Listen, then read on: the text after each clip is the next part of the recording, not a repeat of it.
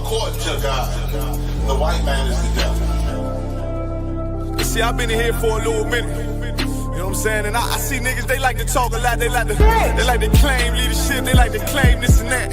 You know what I'm saying? They like to be above what they really is and have authority. But they don't really need that authority. They don't really know what to do with that leadership. You understand? You hold hands with this boy, your ass need to stop it. Ass she the give a damn what you talk about. Don't give a fuck what you believe, nigga. Gotta stand up and serve my God. We don't pray on our knees, nigga. Yeah. See, everybody ain't with all that peace talk. Everybody ain't with all that bygone be. Boy, your ass need to stop it. Ass she the prophet. It's about to get serious. When they hit us with dope and kill us with crack, where the fuck with your leaders? I'm curious. He cashed out on your blood, traded you in and bought a new biz. Ask you the prophets, I tell you the scheme. If you don't wake up, you gon' die in your dreams. I tell you once, won't tell you no more. I swear these crackers try to kill us slow. Just spoke to a nigga and fed he up for parole because of the COVID. It feel like the host in this world that don't go together. Know that it's gold in the ghetto. I'm in the city blazing with my niggas. Just told the devil the score never settle. Yeah, see the prophets. I'm tired of these niggas keep talking about, you know, you respect my religion, I respect your religion. Boy, your ass need to stop it, ass she the prophets. You know, like we all come together. Cause you know, they say God so loved the world. God so loved the world, and no, boy, your ass need to stop it, ass she the prophets. Don't give a damn what you talk about. Don't give a fuck what you believe, nigga. Gotta stand up and serve my God. We don't pray on our knees, nigga. Yeah. Hey, gentlemen, young, we don't pray on our knees, nigga. Gotta stand up. You know what I'm saying? Boy, your ass need to stop it, ass she the problem. One step, I'm silent for show. To the fake niggas, stay silent, I got it, let's go. I ain't taking no loss, ain't no talking when we got the flow. Ain't no peace, just play with your own. I'ma be loyal to the right arm. Tell him we can't keep it slate. And I can never let bygone be bygone. Got your baby mother on high, got your baby pass through the fire. Ass she the prophets, that baby so belong to the Lord. How dare you abort it? Devil will failure, bitch, I can afford it. I prepare slaughter, you bring me my water. Push your leaders weak, let them lies slip through their teeth. Their ass need to stop it, ass she the prophets. That's just the reality, Christians. I'm sorry to hurt your feelings. I know your pastor lied to you every Sunday for 30 years, but that's what the church is for, lying. That's why it exists, to lie the money out of your pockets. Boy, your ass need to stop it, ass she the give a damn what you talk about. Don't give a fuck what you believe, nigga. Gotta stand up to serve my God. We don't pray on our knees, nigga. We don't pray on our knees, nigga. Gotta stand up to serve my God. We don't pray on our knees, nigga.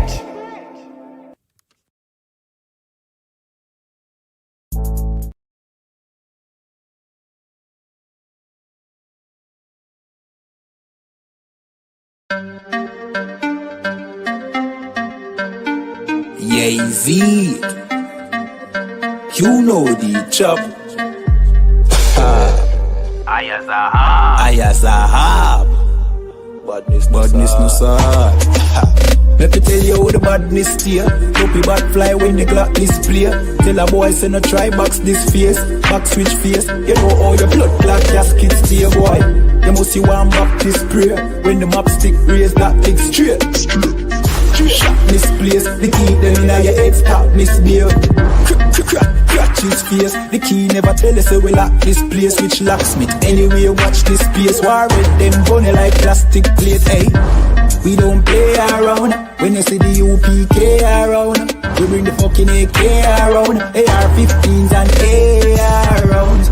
We don't play around, when you see the UPK around. We bring the fucking AK around, AR-15s and AR rounds. We no take drape up, we no take bait up, we no stay up. And when the next day come, we no change up. Man, I ask them brothers, them wake up. AK bus boy, head top shake up. So tell a pussy hold down, violate us. No care where you status, where you take up. Every man a killer till miss a dead face you straight up. Great stuff, one Westling bigger than NATO. Man we boss it to NATO. Only man we afraid of, that are the creator, the maker.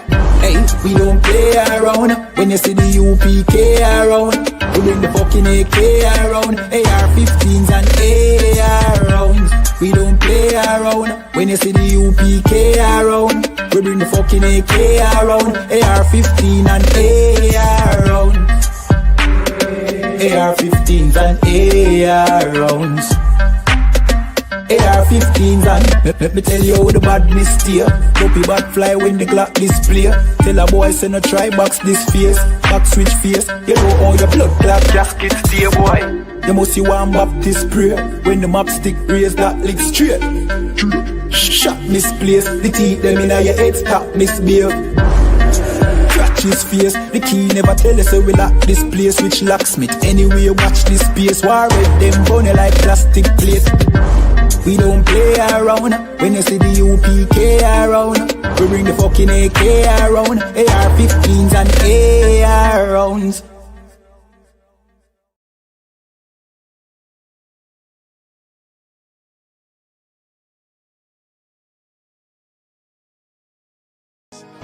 Any man give his life for Yahweh Shai, Mashiach, and Christ, and fall up under that UPK banner.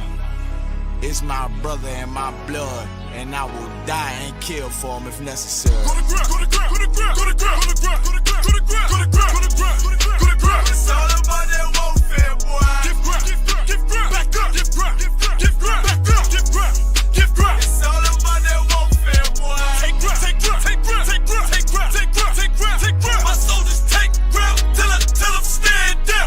Take ground, take ground, take ground, take ground, take ground, take ground, take ground. My soldiers take ground till them stand down. Take ground, take ground, take ground. Nah, this ain't no movement, this a takedown. We will not be moved or intimidated. We ain't the type. You got a problem, tell them cross the fucking line. My niggas ain't polite. Soldiers to the left and right. I die for every man body. Before I be a coward, I'd rather be a dead body. This will be my kingdom when the hour pass. You can either get with it or get flipped like an hourglass. We live by honor and no excuse. Just sit the prayer up to the Lord. I told him, then let all the terrorists loose. Hold your tongue or get rebuked, cause you made a truce. With a race that made merchandise out of my abuse. Scared of who? You got your gun, then pull it. Me and my niggas start to argue, it's about who gon' bite the bullet. It gon' take round, take round, take round. Opponents better move slow.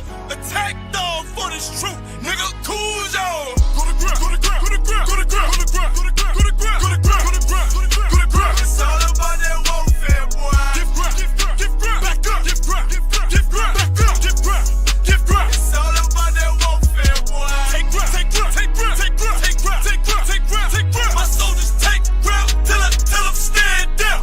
Take ground, take ground, take ground, take ground, take ground, take ground, take ground. My soldiers take ground till them stand down. Oh, thought you could cross us with no consequence, but you will pay dearly. You should've used your common sense. My zeal lit, that means you could never prevail. Hey, with a true sit, hey, with warriors dwell. Be wise with them weapons, cause I promise. My nine just like my wife, she concealed, she modest. I know 2 things, a robber will not prosper. And any man harm me and my aunt, I'm gon' meet the doctor. Cause this life is warfare, it's not an easy walk. Been watching my people die, so you can miss me with that love talk. My UPK soldiers, any man try to cross your path, make him regret it. What that mean? Fall on his ass. Comparing me to you really ain't no contest. Long live one West. Say what? Long live one West. This for those who thinking we ain't ready for. Tell them back up, I'm about to drop something heavy for. Go to ground, go to ground, go to ground, go to ground, go to ground, go to ground, go to ground, go to ground, go to ground, go to ground. It's all about that warfare, boy. Give ground, give ground, give ground, back up, give ground, give ground, give ground, back up, give ground, give ground. It's all about that warfare, boy. Take ground, take ground, take ground, take ground, take ground, take ground, take ground, take ground. My soldiers take ground till them stand down. Take ground, take ground, take ground, take ground, take ground, take ground, take ground. My soldiers take ground till them stand down.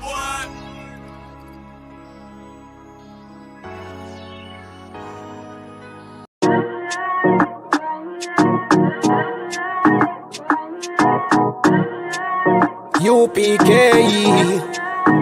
one West. Babylon is falling to rise no more again. Babylon is falling.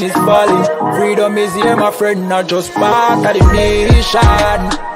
Yeah, our shine never come bring peace in start of the vision. Now put your trust in the riches and wealth, guns are a nation.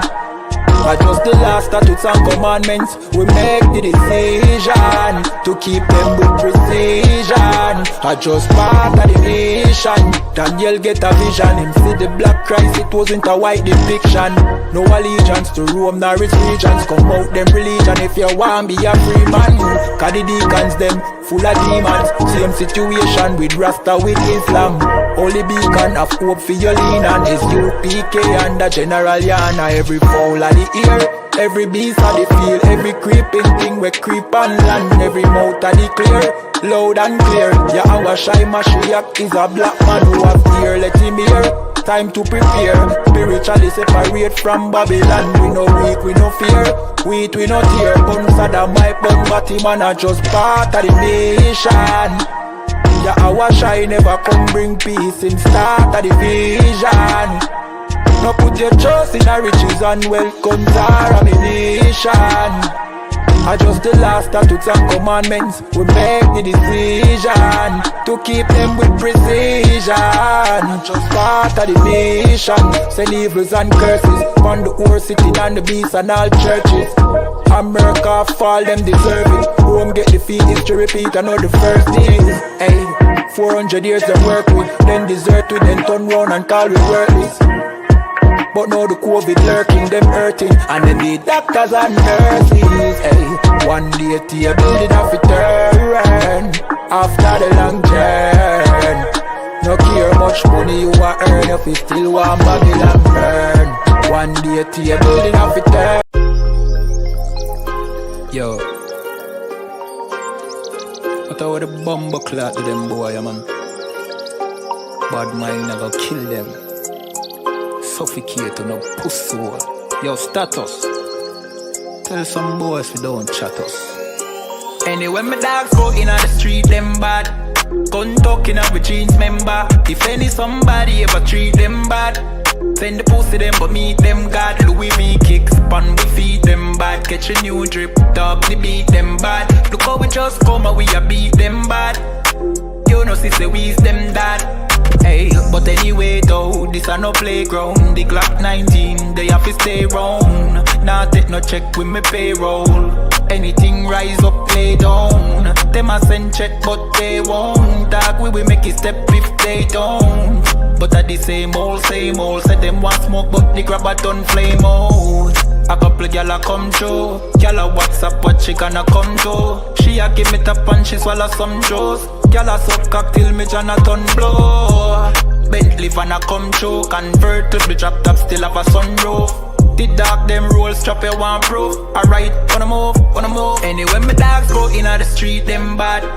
Gun talking up with jeans member. If any somebody ever treat them bad, send the pussy them but meet them God. Louis V kicks, pan we feed them bad. Catch a new drip, dog they beat them bad. Look how we just come and we a beat them bad.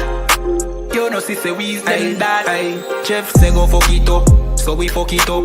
Big up all of me friend them all who me never big up. All who know they are so, I ain't in a cup. Life shake up, you know me friend but I so big up. Greenfield say we tough, so we a fi bust. And all who a flip up and a lip up a fill it up. Girl pussy way buff, one give we a fuck. One the pussy boss, one her belly stuff with the fat cock. Nicky me give back shot really.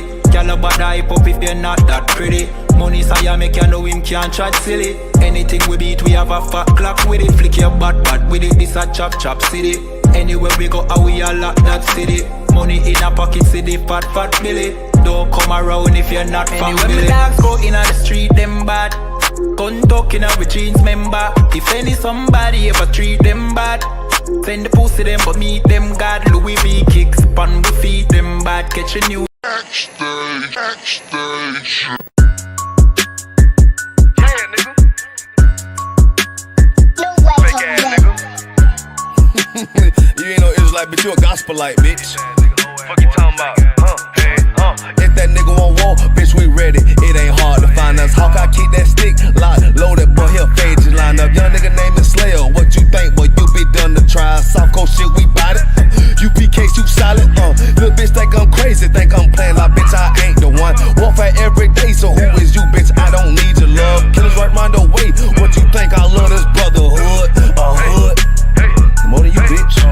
Sharp on shit, I'm bout it. UPK too solid. Fuck nigga don't want war.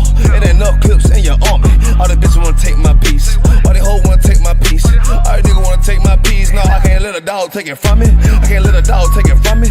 You a whole study and you dummy. And these bitches really out this bitch walking around like they don't know nothing. And a lame nigga fall for them and get set up for the coins and get gunned down, man down. Shoulda took the time, get a damn no. But I see the shawty and I show her. She could never get a priest hold. You a dirt ass, rust ass neck bitch with a fake ass jewelry. In Tennessee while I'm touring. It's a Tennessee, but she luring. Yeah, that sucker duck bitch ass boy fuck nigga over that bitch mugger. I say, if that nigga won't walk, bitch, we ready. It ain't hard to find us. Hawk, I keep that stick locked, loaded, boy, he'll fade you line up. Young nigga name is Slayer. What you think, boy? You be done to try. South Coast shit, we bout it. UPK, shoot solid. Little bitch think I'm crazy, think I'm playing like bitch, I ain't the one. Warfare every day, so who is you, bitch? I don't need your love. Killers right round the way. What you think? I love this brotherhood, hood. More than you, bitch. You a lame nigga down to me. Eat candy, but I'm sucker free. You a little nigga, ain't none of me. Base up, boy, I fit a beat. Yeah, AR-223. Draco with a magazine. Yeah, that clip run like limousine. I shoot your ass in the spleen. Boy, I bust your ass in a temple. We debating by the temple. Tell the truth, boy, you's a victim. And you're squirming off like a lizard. Nigga walk down my road. Why does nigga come down my road? Boy, come down my road. Boy, I charge your ass toll fee. I'm a real big priest, nigga. UPK play for keys, nigga. Commander General get a damn order, but ain't nothing to me to damn kill you. I was talking his ass like a cat. All weapons, boys full of tech. Boy, like a close comeback. Nigga got popped off for a neck. If that nigga won't walk, bitch, we ready. It ain't hard to find us. Hawk, I keep that stick locked, loaded, boy, he'll fade you line up. Young nigga name is Slayer. What you think, boy? You be done to try. South Coast shit, we bout it. UPK, shoot solid. Little bitch think I'm crazy, think I'm playing like bitch, I ain't the one. Warfare every day, so who is you, bitch? I don't need your love. Killers right round the way. What you think? I love this brotherhood, hood. More than you, bitch. Christ said 7 women gonna be on one nigga in the end time. Nigga, fuck wrong with you, boy. I'm stressed by that damn hoe ass bitch. Fake ass nigga too. Dumb ass motherfucker. Fuck you.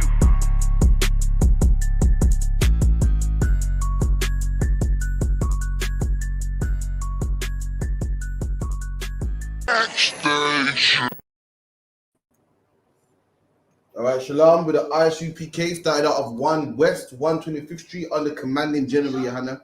I'm filling in for Captain Mashak till he gets here. He'll be here shortly, so get your questions ready. Get everything ready. Robert, any questions online at the moment? Anyone online, get your questions ready. Get them typed up, get them nice and ready for Captain Mashak. You know, in the meantime, I'm filling in. And make sure you come down to 394 Lodge Road, B18, 5PW. We got classes every Monday, Wednesday, and Thursday. Monday, Wednesday, and Thursday. Make sure you come down, get deprogrammed. Okay. You know what I mean? Ask you questions, learn how much Christianity is a lie, learn how much Islam is a lie, learn how much all the religions and philosophies are all lies, man. So make sure you come down to that as well. Every Tuesday, that's Monday, Wednesday, Thursday at 394 Lodge Road, B18, 5PW, and that's 7 till 9. Also on Tuesday, live from Manchester, we have the Brotherhood class 7 to 9 as well by Officer Tazapawan and Officer Hakayan as well. So they do a powerful class on Brotherhood where they teach black men how to be brothers, man. You know what I mean? A lot of people think that we ain't got to be taught to be brothers. Yes, we do. And we teach that right here at the ISUPK. If you listen to these brothers and if you watch this Brotherhood class, and guess what? Black on black crime won't exist no more. You feel me? Postcode wars won't exist no more. The knife rate will go right to the floor. It'll go beyond the floor. It'll go to the grave. It'll be low. It'll be at all-time low. England will be thanking the ISUPK, man, for the knife crime rate being so low. Also, every Monday and Thursday at 6 p.m., TikTok, ISUPK United Kingdom, we got real-time revelation. Make sure you watch that class as well, man. Make sure you participate, watch it.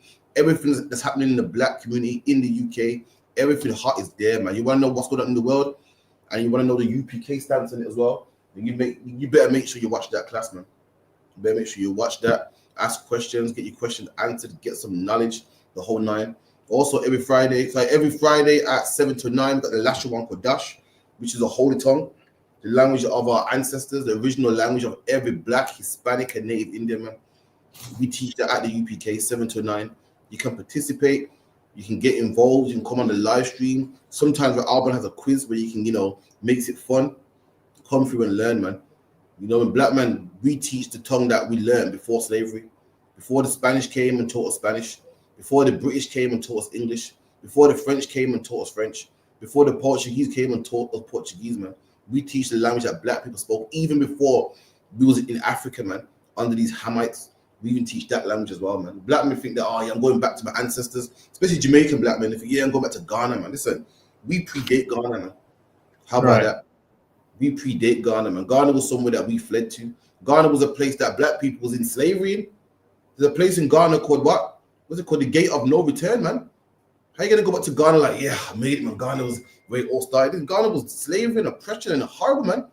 I know a family member went to Ghana. I saw the Gate of No Return, man. And it said the Gate of Return is so black that once you go back out into the sunlight, it's blinding, you can't even see. And imagine that was our ancestors, man. Went into this Gate of No Return, man. Imagine Tazarpan and Ra'aban are literally family. And imagine Ra'aban and Tazarpan go in this gate, man. They're both slaves. And then Ra'aban jumps on one boat. Tazarpan goes into another boat, man. That's why it's called the Gate of No Return. One boat's going all the way to Brazil. Another boat's going all the way to America, or all the way to Jamaica, all the way to Barbados, wherever the white man wants you, man. And separate family. That is the Gate of No Return. Imagine that you think that you're parted from either. Remember in school when if you first at school when your mom would disappear for a couple of hours, it was crying. Well, imagine if your loved one's going all the way across the earth, man. You'll never see him again to a plantation. And black man, you want to go to Ghana? You think Ghana's something? I'm gonna go to Ghana, man. Listen, you were slaves in Ghana, man. Ain't no prestige, great history about Ghana and Gambia. Black man talk about I'm buying land in Gambia because it's land. But listen, man, that's something that you want to put in the past. It's something that you don't want to remember. That is something to buy land. Who want to buy land there? That's like getting locked. That's like being locked up in jail, doing life in jail, and then one day you want to own the jail, man. Nah, that jail somewhere you want in your past, you want it in your rear view. You want to move on from that. You don't want to think about that. That's a dark part of your life. You don't want to go back to that. And so is Ghana. Ghana's a dark part of our life, man. Why you want to buy land there? I don't know. Buy land there, reverence like it's something. The Ghanaians, black man, sold you to the oppressor. The Ghanaians, reason why you got a British surname. They're the reason why you're suffering in England. They're the reason why the Greenwash got deported. They're the reason why the Greenwash get killed. The black man get lynched, hung, and fed to alligator bait, man. They're the reason for it. Someone like that you should put in the past. But I digress.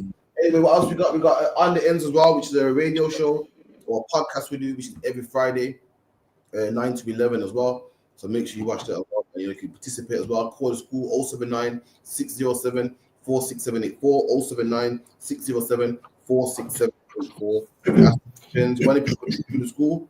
Can wear all black. You know what I mean? Black shoes, headband, scarf, war scarf. And you can be a troop for 90 days, man. Do your 90 days, get yourself a Hebrew name. Even a sister as well. Come in the school, cover your head. Become a sister in the school, man. You know what I mean? Get your rank up, get yourself a name, and become a brand new person, man. With that, any questions? You always save it for Captain Michelle. Go on, sis. If you could, Bob Sharp, go over just like refresh on sex in marriage, if possible, and why the Bible, like how in the UK we have like dowries and stuff like that. Like why do we? But basically, like why is like the formal bit there, like the sign of register, the dowry? Why was that introduced? Why was the formal bit introduced? Yeah. All right, someone get me the Bible dictionary, marriage.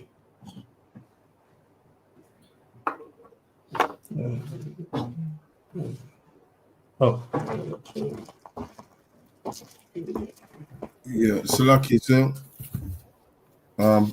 marriage. Go on, please, if you could. Marriage is an intimate, personal union. So the Bible says marriage. This is what marriage is. This is a Zondervan Bible dictionary. I advise everyone to get one. This one's a bit battered. It's been in many wars. It crushed so much Muslims and Christians. It's as old as the UK school. And according to Christianity, marriage is what? Marriage is a ring on the finger. Marriage is rice thrown in the air. Marriage is a white dress. Marriage is shared bank account. Marriage is all that stuff. According to the scholars of the Zondervan Bible dictionary. Read it again. Marriage is an intimate, personal union. According to the Bible dictionary, the scholars that research how we live, research our customs, they said marriage is a personal union. Something personal. It's not personal. It's something that you don't do with everybody else. It's something that you don't do with the world. Come on. Qadwan Khan, to which a man and a woman consent. And it's something that a man and woman consent. You got these coaches out there that rape women. You seen it? They kidnap women and drag them in the van and they call that a marriage ceremony. No, marriage is a union in which a man and woman consent. It needs to be consensual. Come on. consummated and continuously nourished by sexual intercourse. And that is marriage, sexual intercourse. That's the only way two flesh can become one. When a man and woman come together, they have sex and they are married according to the Bible. Now I know what some of you are thinking. You're thinking, well, that's the white man wrote the Bible dictionary. I don't believe in that. Let's see if the Bible backs it up. Give me Exodus 22 and 16. Anyone give me Exodus 22 and 16 quickly, Arkham? Give me a minute. Exodus 22, 16. And if a man entice a maid that is not betrothed and lie with her. Come on, so if a man entice a maid, how do you entice somebody? In the UK, I'm old, so I don't know what you call it nowadays. But back in the day, we used to call it chirps, man. Remember the ones that are chirps? Yeah. Chirps a girl. You know, you draw her in, man. You draw her in. If a man entice a maid, how do you entice a maid? By your words, or some people use their car, some people use their money, whatever the case may be, to entice someone, to pull him in. If a man pulls in a maid, entice a maid, come on. Come on. He shall surely endow her to be his wife. That woman shall be his wife. If a man entice a maid and then lies with her, that woman is his wife, man. Read that again. Con. If a man entice a maid, Exodus 22, 16. If a man entice a maid that is not betrothed. If a man entices a maid that is not betrothed, she's not betrothed to nobody, she's single, she don't have a man, she ain't seen nobody, and you know, he sees a maid and he likes her, takes a liking to her, come on. Come, and lie with her. He shall surely endow her to be his wife. That woman shall be his wife. If a man lies down with a woman, entices her, she's not betrothed to nobody else and lies down with her, then that woman shall be his wife. Someone get me Genesis 24, 67.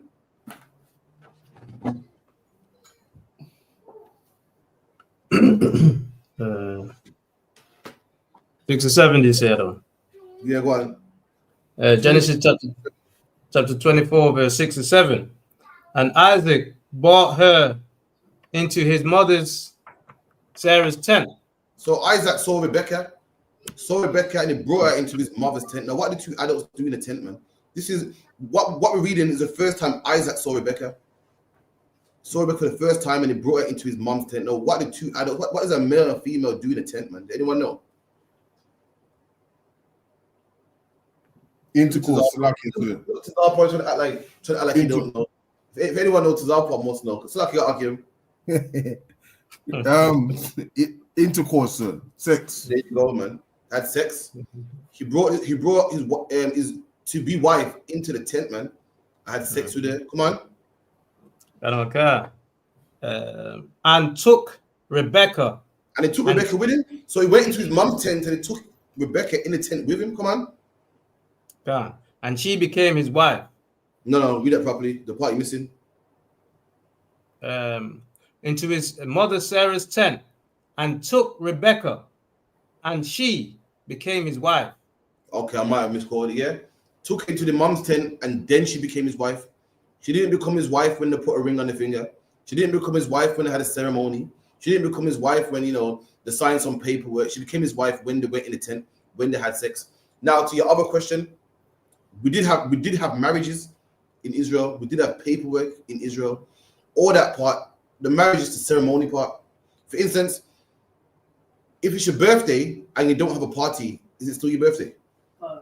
There you go. So if the ceremony part, the wedding that Christ went to and he turned water into wine, without the ceremony, you can still be married. You can still be married to a woman without that. You feel me? That's just a party. That's just a celebration. Show everybody, oh yeah, the paperwork, it's just the paperwork saying, yeah, this is mine. But you can still get married without that. The formal way, the most formal way is to go to a woman's father, speak to her, give her money, have a fair exchange, do the whole nine, have a wedding ceremony. That is a formal way, the proper way to do it.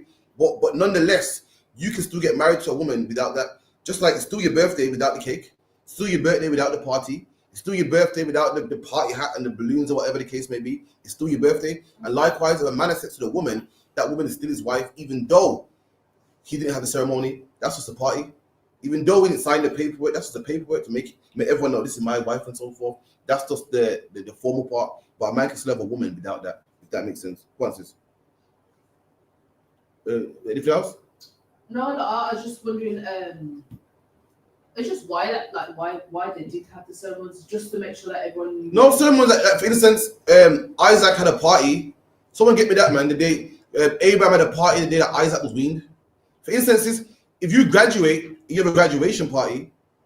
You still graduated. If you don't have a graduation party, you still graduated alive.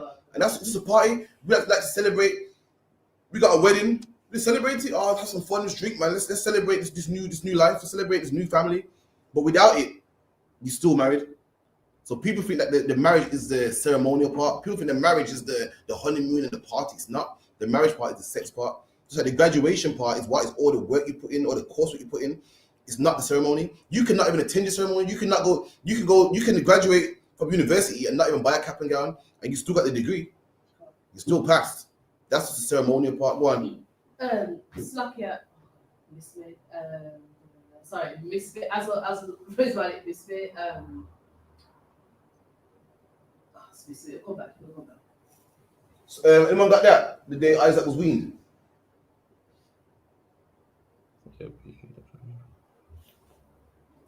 I believe so. See, 21. 21, innit? 21, yeah. Genesis 21 and verse 8. And the child grew and was weaned. The child grew.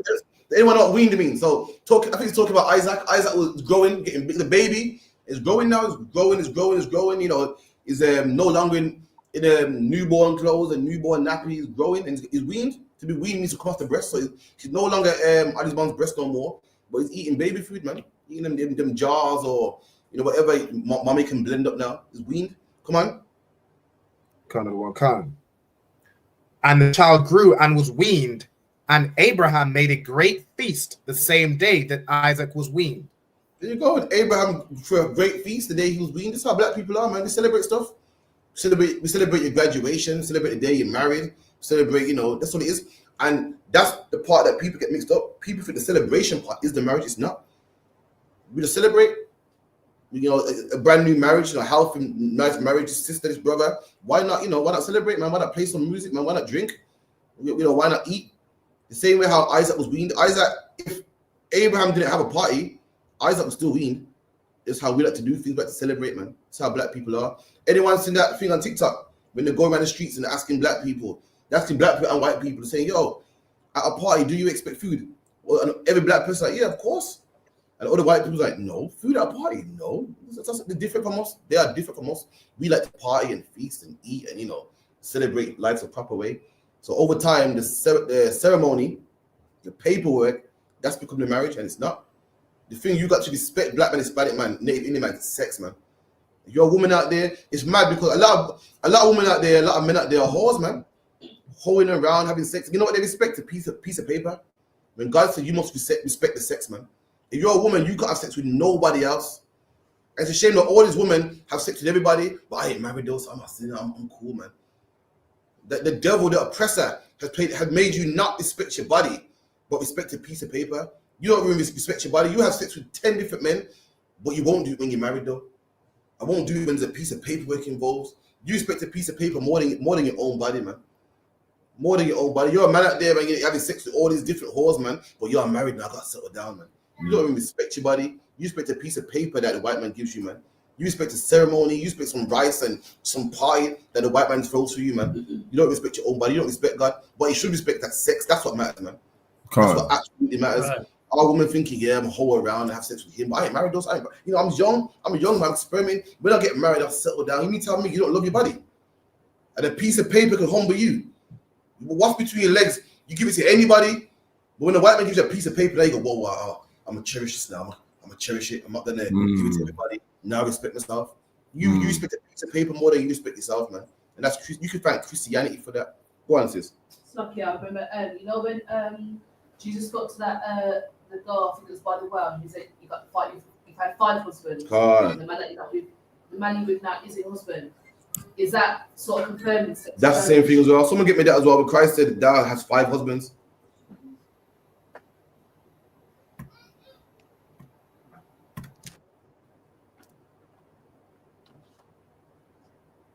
John 4 and about 16. John 4:16. It's showing you that sex is marriage, man. All throughout the Bible. Come on. Book of John chapter 4 and verse 16. Yahushua saith, go, call thy husband and come hither. So Christ speaks to one Samaritan woman at the well. And, you know, in the UPK, we have order, man. We don't speak to a man's woman. Christ said, listen, don't talk to me. Go call your husband and speak to me, man. Call your husband and bring him here. Bring him hither means what? Bring him here to me. Come on. The woman answered and said, I have no husband. And the woman answered, she goes, I got no husband. She says, I got no man, I have no husband, and no man rule over me. Come on. Yahushua said unto her, thou hast well said, I have Christ no said, husband. that's well said. Like, you're damn right. You're absolutely right. You're correct. You don't have no husband. Come on. For thou hast had 5 husbands. Because thou have 5 husbands, man. Christ was calling this woman a whore, man. So you're right. You got 5 husbands. So you're telling me she walked down the aisle 5 times. She got a piece of paperwork, was divorced, and then remarried again, and then remarried again. No, this is a woman that was sleeping around, man. And Christ said, you had 5 husbands, man. You get about, you get around, man. You got a terrible name for yourself, man. Come on. And he whom thou now hast is and the man that you have right now, you had 5 husbands in the past, and you got 1 right now. And him that you have right now, this moment, come on, is not thy husband. And this man that you got right now, he ain't your husband. You're gonna find someone else soon. This man that you got, when people say, "Oh, you're a dead man walking," I mean, you're alive right now, but you're basically dead. It's gonna happen. So the man you got now, you're about to leave him too. He ain't even your husband. He's soon to leave also. Let you know that sex is marriage according to the Bible, and something that must be cherished. Your body must be cherished, man. So like, okay, man.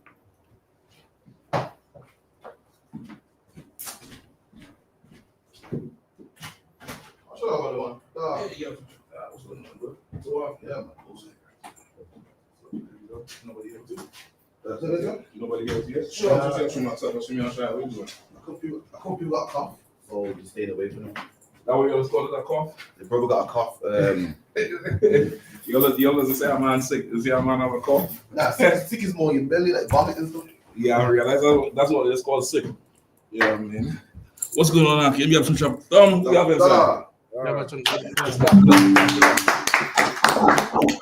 How y'all feeling? How y'all feeling? To sir. You're ready? You're ready to bring in you're ready to bring in Trump next week Monday? I watched a 3-hour parliament, UK parliament this morning with Dave Lammy, and he getting grilled on this ceasefire.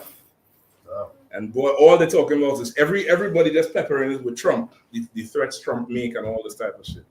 So the world definitely getting ready for a major shift. They're preparing for a major shift. You know what I mean? So where was that? What you all had? I was just breaking down that sex is marriage. I just finished that. Okay. Someone had a question? Yes, so you know what sex was called the Bible, like Bible dictionary. When Christ said out 5 husbands, 5 wives, and the man to trump a woman. Okay. Okay. You finished it? Kind of the one kind. So you got a question? It's like I just wanted to say, could back in Israel, could a woman even walk down the aisle 5 times? Would it even be accepted that she go and get married 5 times anyway? Is that could that be a thing? It's okay. I would say it's unlikely, but it's not unlawful because her marrying more than once is not. There's no law against it. The law is adultery. She could have her husband's die in war. You get more to water to her. I'll give you a cup if you don't mind.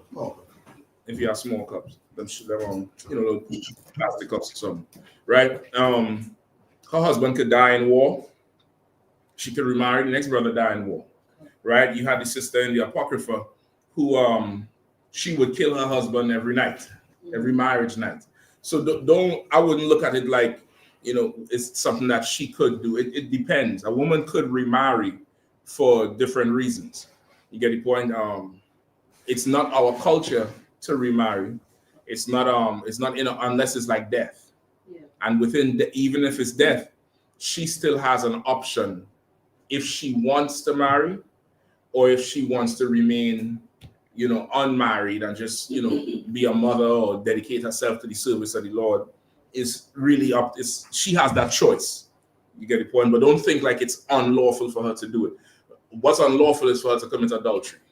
It was unlawfulness for her to whore herself up. That's what you want to look at more so than she has, she has remarried. You get it going? Anybody else? It's like if I could, sir. Mm-hmm. We got a question from a sister. So like you don't have no regular glass cups or anything? Oh, glass ones. Yeah, just bring that. Bring what you have. It's the world. Go ahead, priest. Come on, sir. We had a question from a sister. She says, Salaki said, on the subject of marriage, how do you judge if a woman is married, being that she has had relations at some point? Okay, I might need a little bit more. Explain. How do you judge if a woman is married? If she had what? It says if being she has had relations at some point. I might need a little more. I'm assuming she's saying she wouldn't need to judge if a woman is married because she's a woman. I'm assuming she's asking how would a man know if a sister is married, assuming that she has had sex before. Okay, first off, this is what I would tell you. Miracles do happen. There are sisters who have physically never had a man before who have come into the school. That's absolutely, possible and evident. In the world, it's a unicorn. In the world, that's Bigfoot. But in here, it's fully possible. That's number one. Number two, any sister that comes into the school and changes her life and changes her name, she has never known nobody before. She has never been with a man before. Why? If I could say. Go ahead. Well, let me ask, how far back is the question? Is it a recent question? Yeah, go ahead. It's within the last 15 minutes. No sweat. If the sister who asked the question, could you answer that what I just asked? How a woman who comes into this to the school, once she changes her name, changes her life and gets a new name, that sister has never known a man before. That sister is pure and as the driven snow. How is that even possible to what? If just give a few minutes for that sister to try to answer. If she don't answer in about 30 seconds, we'll take something else. We'll try something else, all right? Is there any more questions on anything else? Just so I know to line it up. Go ahead. I also have a question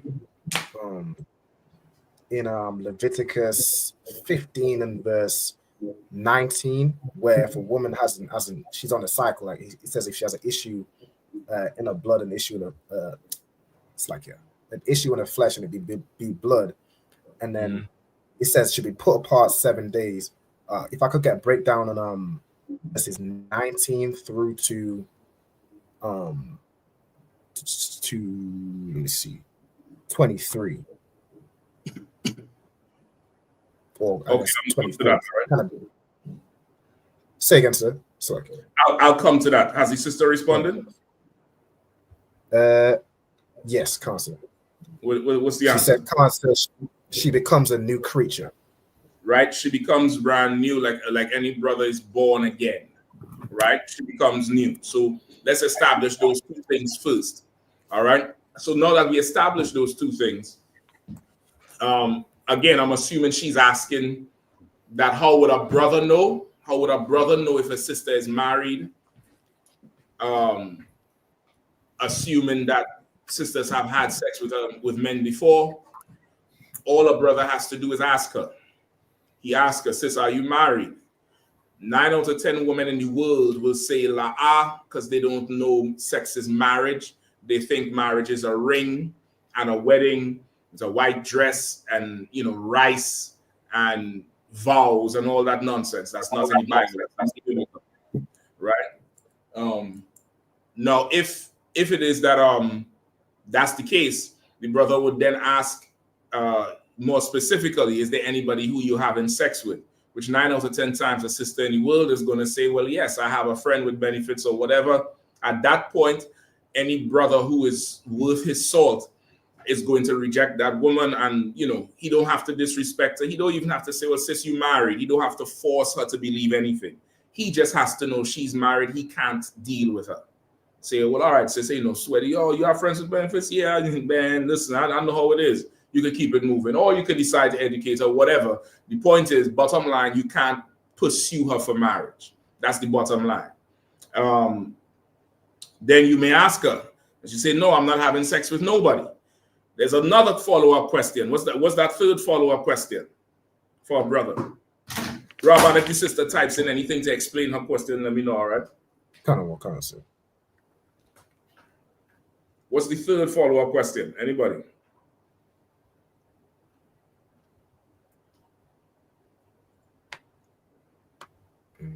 Oh, come on. Erase.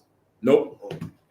Remember, it's a sister you're approaching, so yeah, that's supposed to be before anything. This is at the point where you already know she's a sister, and you're trying to establish if it's lawful to go after her. Go ahead, sis. She's been married, but had sex before. She's a virgin, please. Okay, you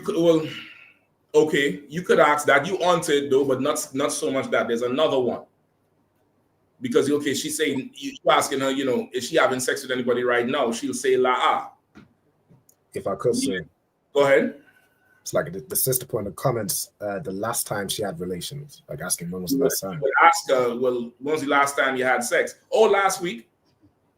No problems. How was it? I hope it was good. I hope it was great. Right? And you leave her alone and you walk away. Right? If she says, it was months ago or whatever, or that man left her or whatever it is, and you want to pursue this sister, you would then ask to speak to that man. Usually at that point, the broad disappears. All right? And it's good. It's good that she would disappear. If you're one of those Captain Save-A-Hole brothers like in the world, you would chase after her, and you would believe everything she tell you about that last man she had. But you want to ask to talk to him. Why do you want to ask to talk to him?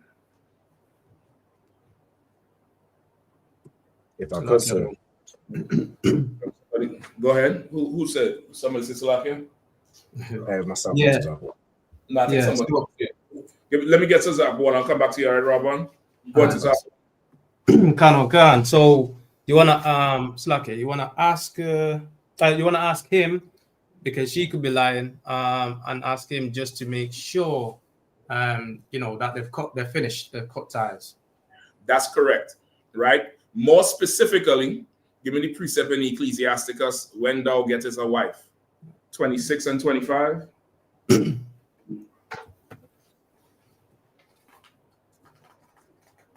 I think it's 26 and 25, if I'm not mistaken.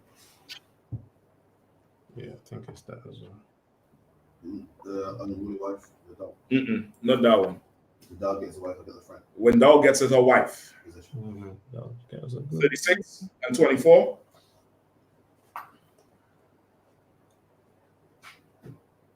Come on, quickly. 36, 24. Somebody read it quickly. Come on, say Ecclesiasticus 36 and verse 24. He that getteth a wife beginneth a possession. Beginneth a what? A possession. Beginneth what? A possession. What does that mean about any sister? If I could, if she belongs to somebody. She, otherwise known as? Possession. Property. She's property. She's a possession. She belongs to somebody. She's not her own. And if you have a sister that thinks she's her own, brother, you probably should not pursue that woman. You get the point?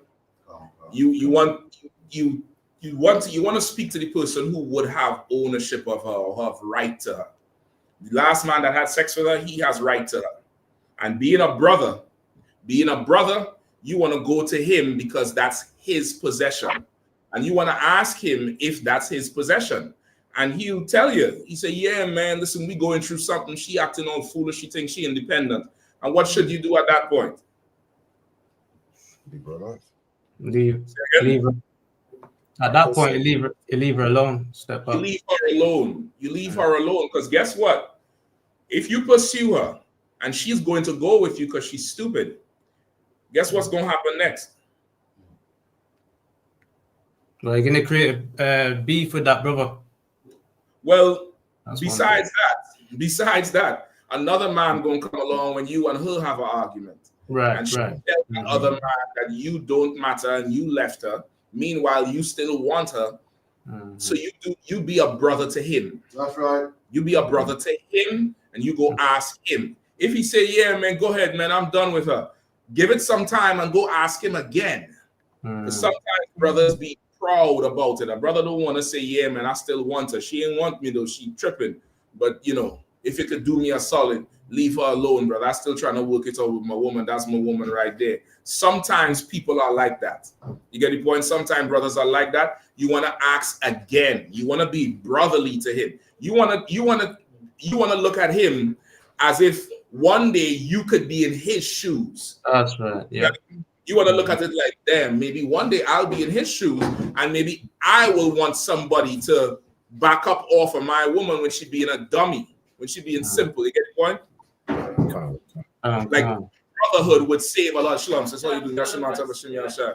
Brotherhood would save a lot of nonsense in our community. You understand? Brotherhood would save a whole lot of unnecessary issues in our community. You get the point? Like you also saw that clip with the comedian Jess Hilarious and find the clip for me if you don't mind. I think you used it in one of the commercials where she the actual clip, not the commercial, not with the commentary we did. If you could find the actual clip where she talked about she wanted to marry Chico Bean, right? Which is another comedian from that 85 South show. And he would not deal with her, right? Because he's halfway watching the Israelite school at UPK. He halfway want to be an Israelite, whatever. But at least he understands that you could have more than one woman, and he understands what marriage is. And he have some sort of grasp of what brotherhood is, right? And she's on the radio talking about how much she was attracted to him and how much she wanted to give it up to him. And he turned her down. He rejected her. He turned her down. He said, he don't want to deal with her.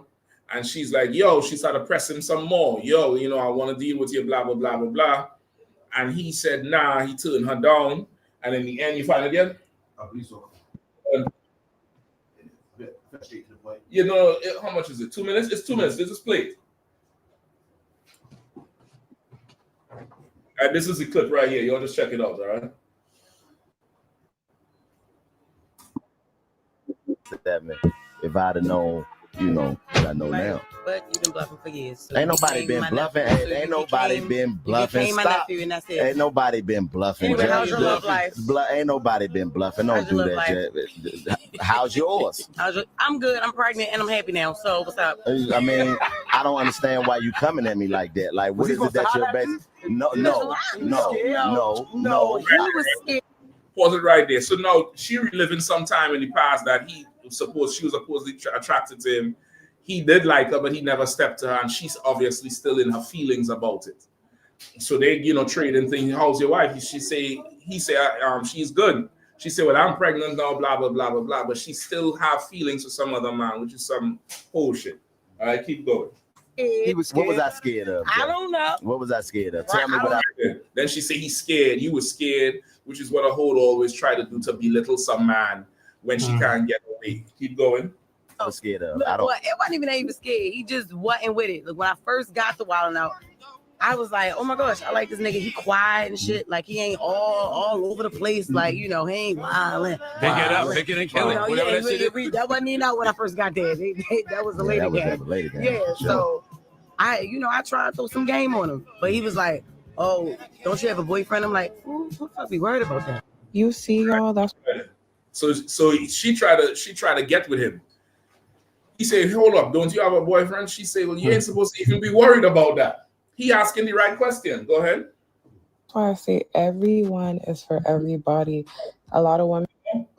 Just skip down. Nah, that's it. Oh, but we gotta find the rest of the clip. If you could find the rest of the clip real quick. All right. She said, who's supposed to be worried about that? He goes on to say, I'm worried about that. I asked you, and then you said yes, or you wasn't giving me a clear answer, and then that was that. He decided to go ahead and drop the thing. She said she tried to give it to him a couple more times. He rejected her. And this is the words out her mouth. Cap find the clip, you'll hear it. She said, So I realized I'm going to just have to go ahead and let him just be a brother. Then he going to be a brother. And that's really what we need. We need more men to be brothers. If more men be brothers, the hoeing will stop. If more men be brothers, the hoeing will stop. Give me also in Ecclesiasticus 36. Hold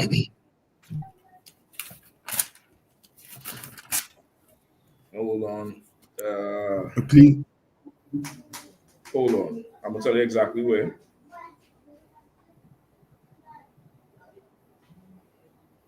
Wait, it says stop the water. Hold on. I'm gonna get the paraphrase. Go ahead. I was gonna say, I think I found the clip from the full interview. I think I found the time. No, if you have it, go ahead and rock it. Come on, sir.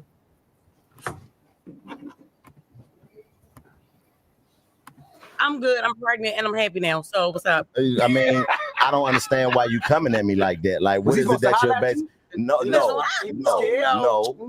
was scared. He was scared. What was I scared of? I don't know. What was I scared of? Tell me what I was scared of. Look, it wasn't even that he was scared. He just wasn't with it. Look, when I first got the wilding out, I was like, oh my gosh, I like this nigga. He quiet and shit. Like he ain't all over the place. Like, you know, he ain't wilding. Picking it up, picking and killing. That wasn't even out when I first got there. That was a later game. Yeah, so I tried to put some game on him. But he was like, oh, don't you have a boyfriend? I'm like, who the fuck be worried about that? You know what I mean? Me. Like, who? Yeah, right. I come from out the ghetto. Niggas will kill you about a just hilarious in my hood. You know what I mean? I don't play them. Pause it right there. He said me. He said, who's supposed to be worried about that? He said me. I come from a place where I'm gonna kill you because he's putting himself in another man's shoes. In the spirit, a man knows, a man understands. If I have sex with this woman, that's my woman. That's my woman. That's, you know, that's something dear to him.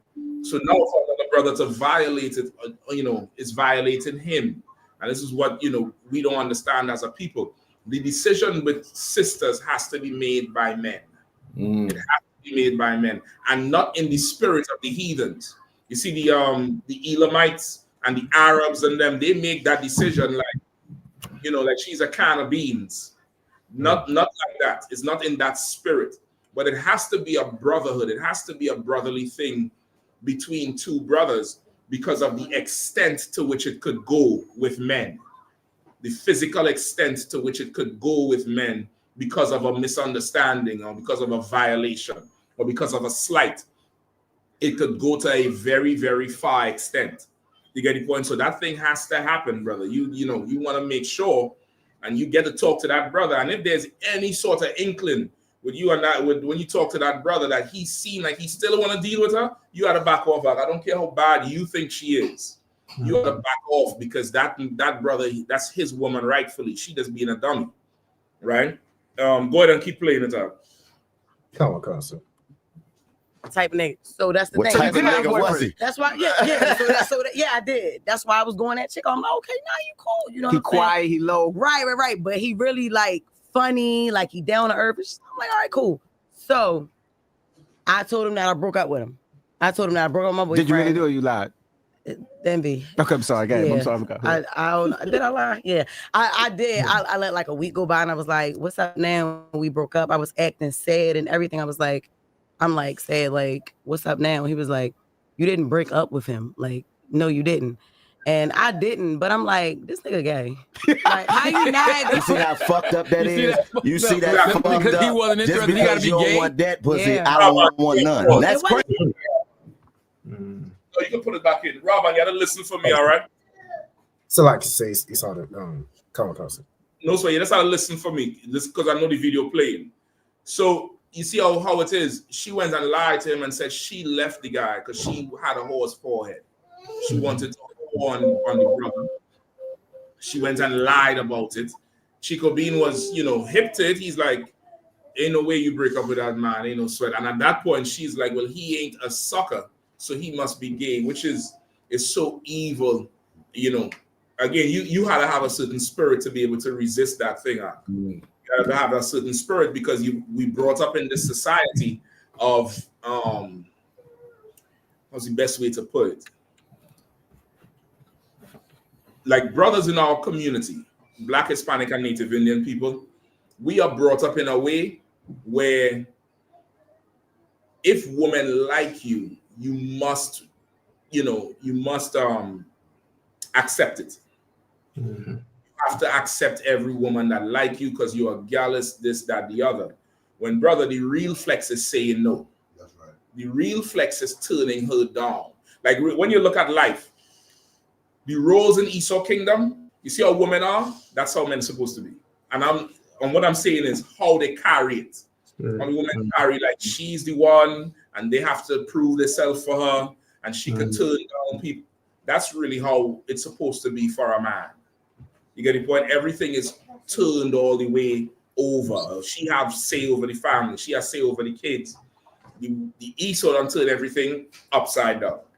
He done turn it all the way upside down. So now she's looking at it like, something got to be wrong with him because men don't turn me down. I turn men down. That's how she looking at it. Like she's the one to turn men down. Men are supposed to just accept her when that's not how it is. A man is supposed to choose.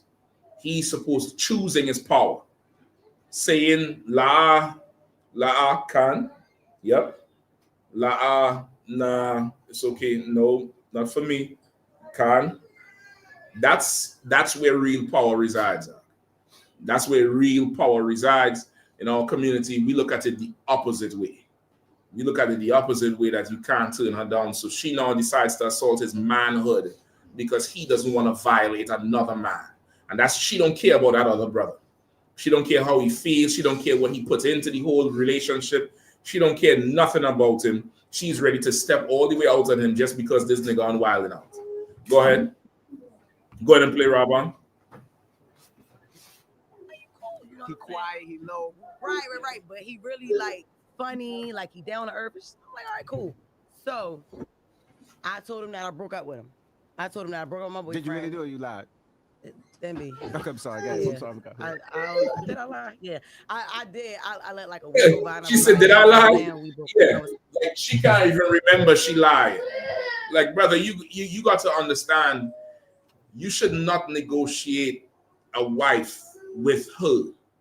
You have to negotiate it with who is responsible for her at the time.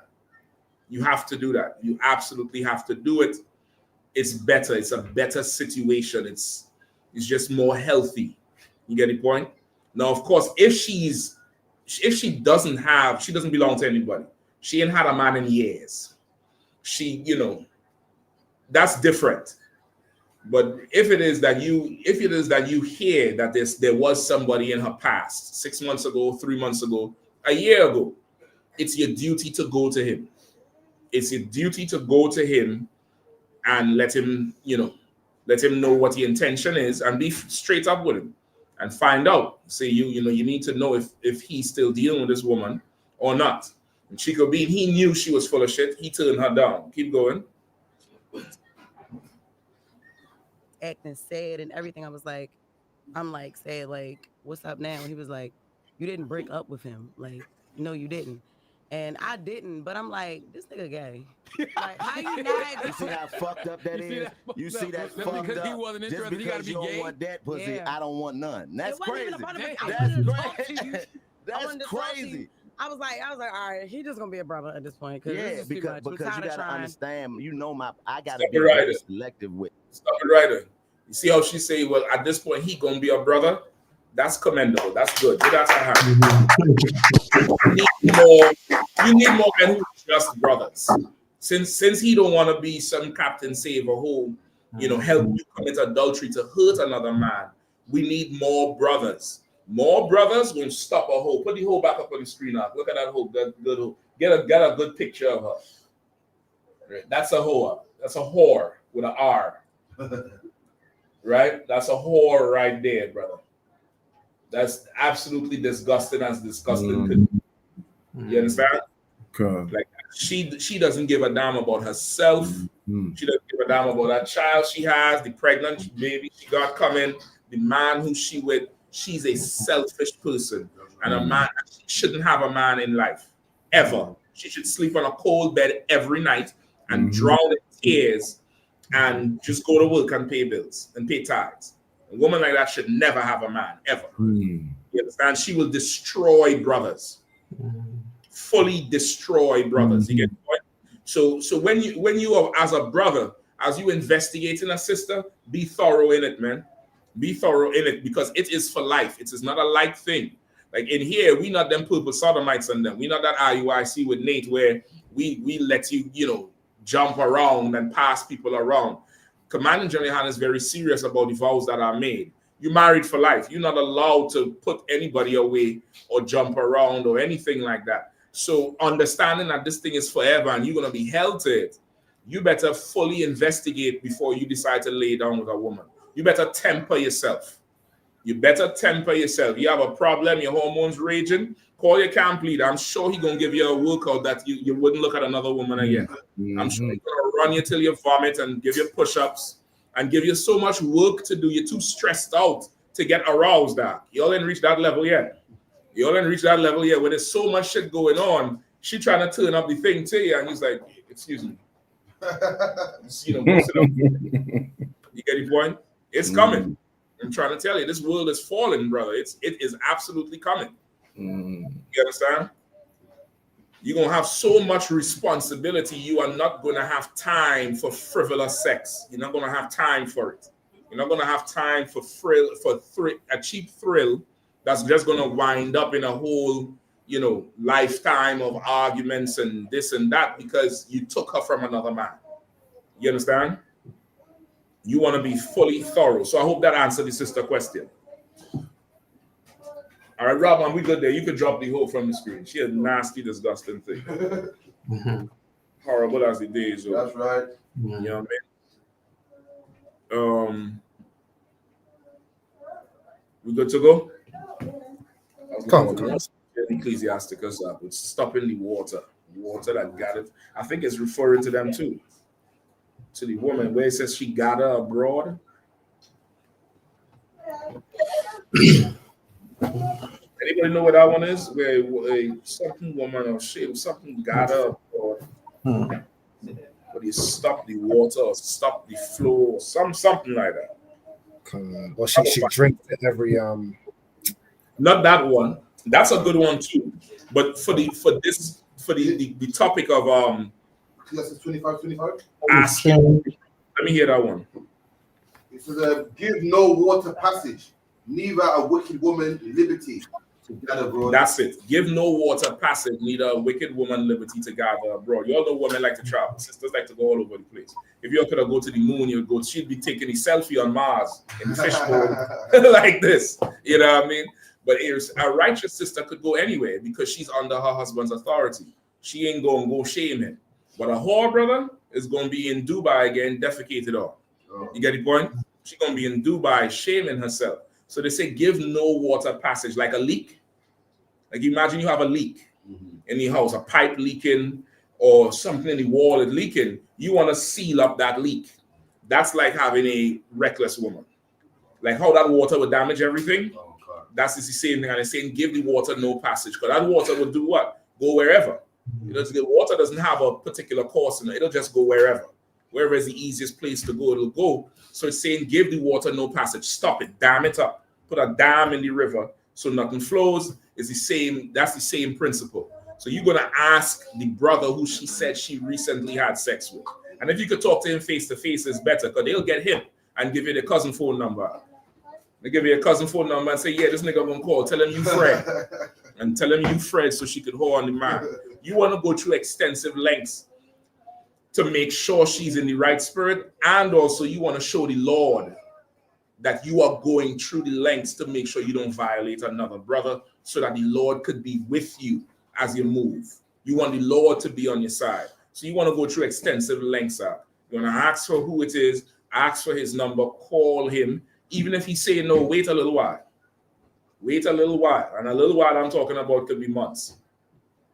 You get the point? Wait a little while and see what's going on. Hit him back. You sure, brother? You sure? And if that's that, then you come and you get counsel on how to move ahead. Now, of course, it's different for a sister in the school. A sister in the school, you just go ask a camp leader, and that'll be that.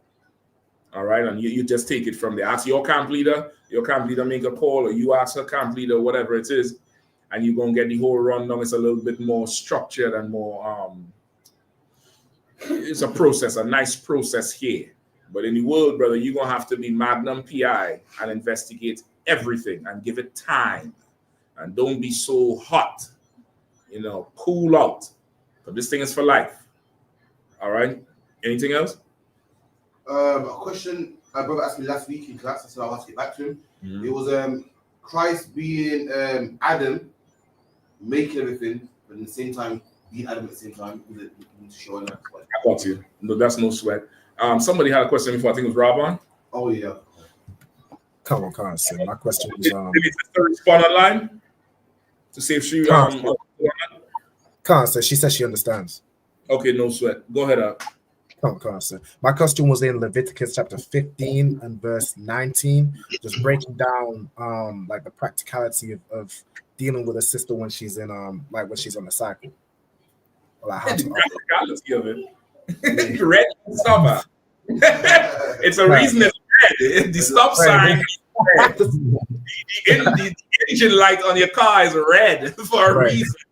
The E on the diesel, you notice that little line is red. That means stop. Right. It ain't no practicality. It's just stop. Go ahead.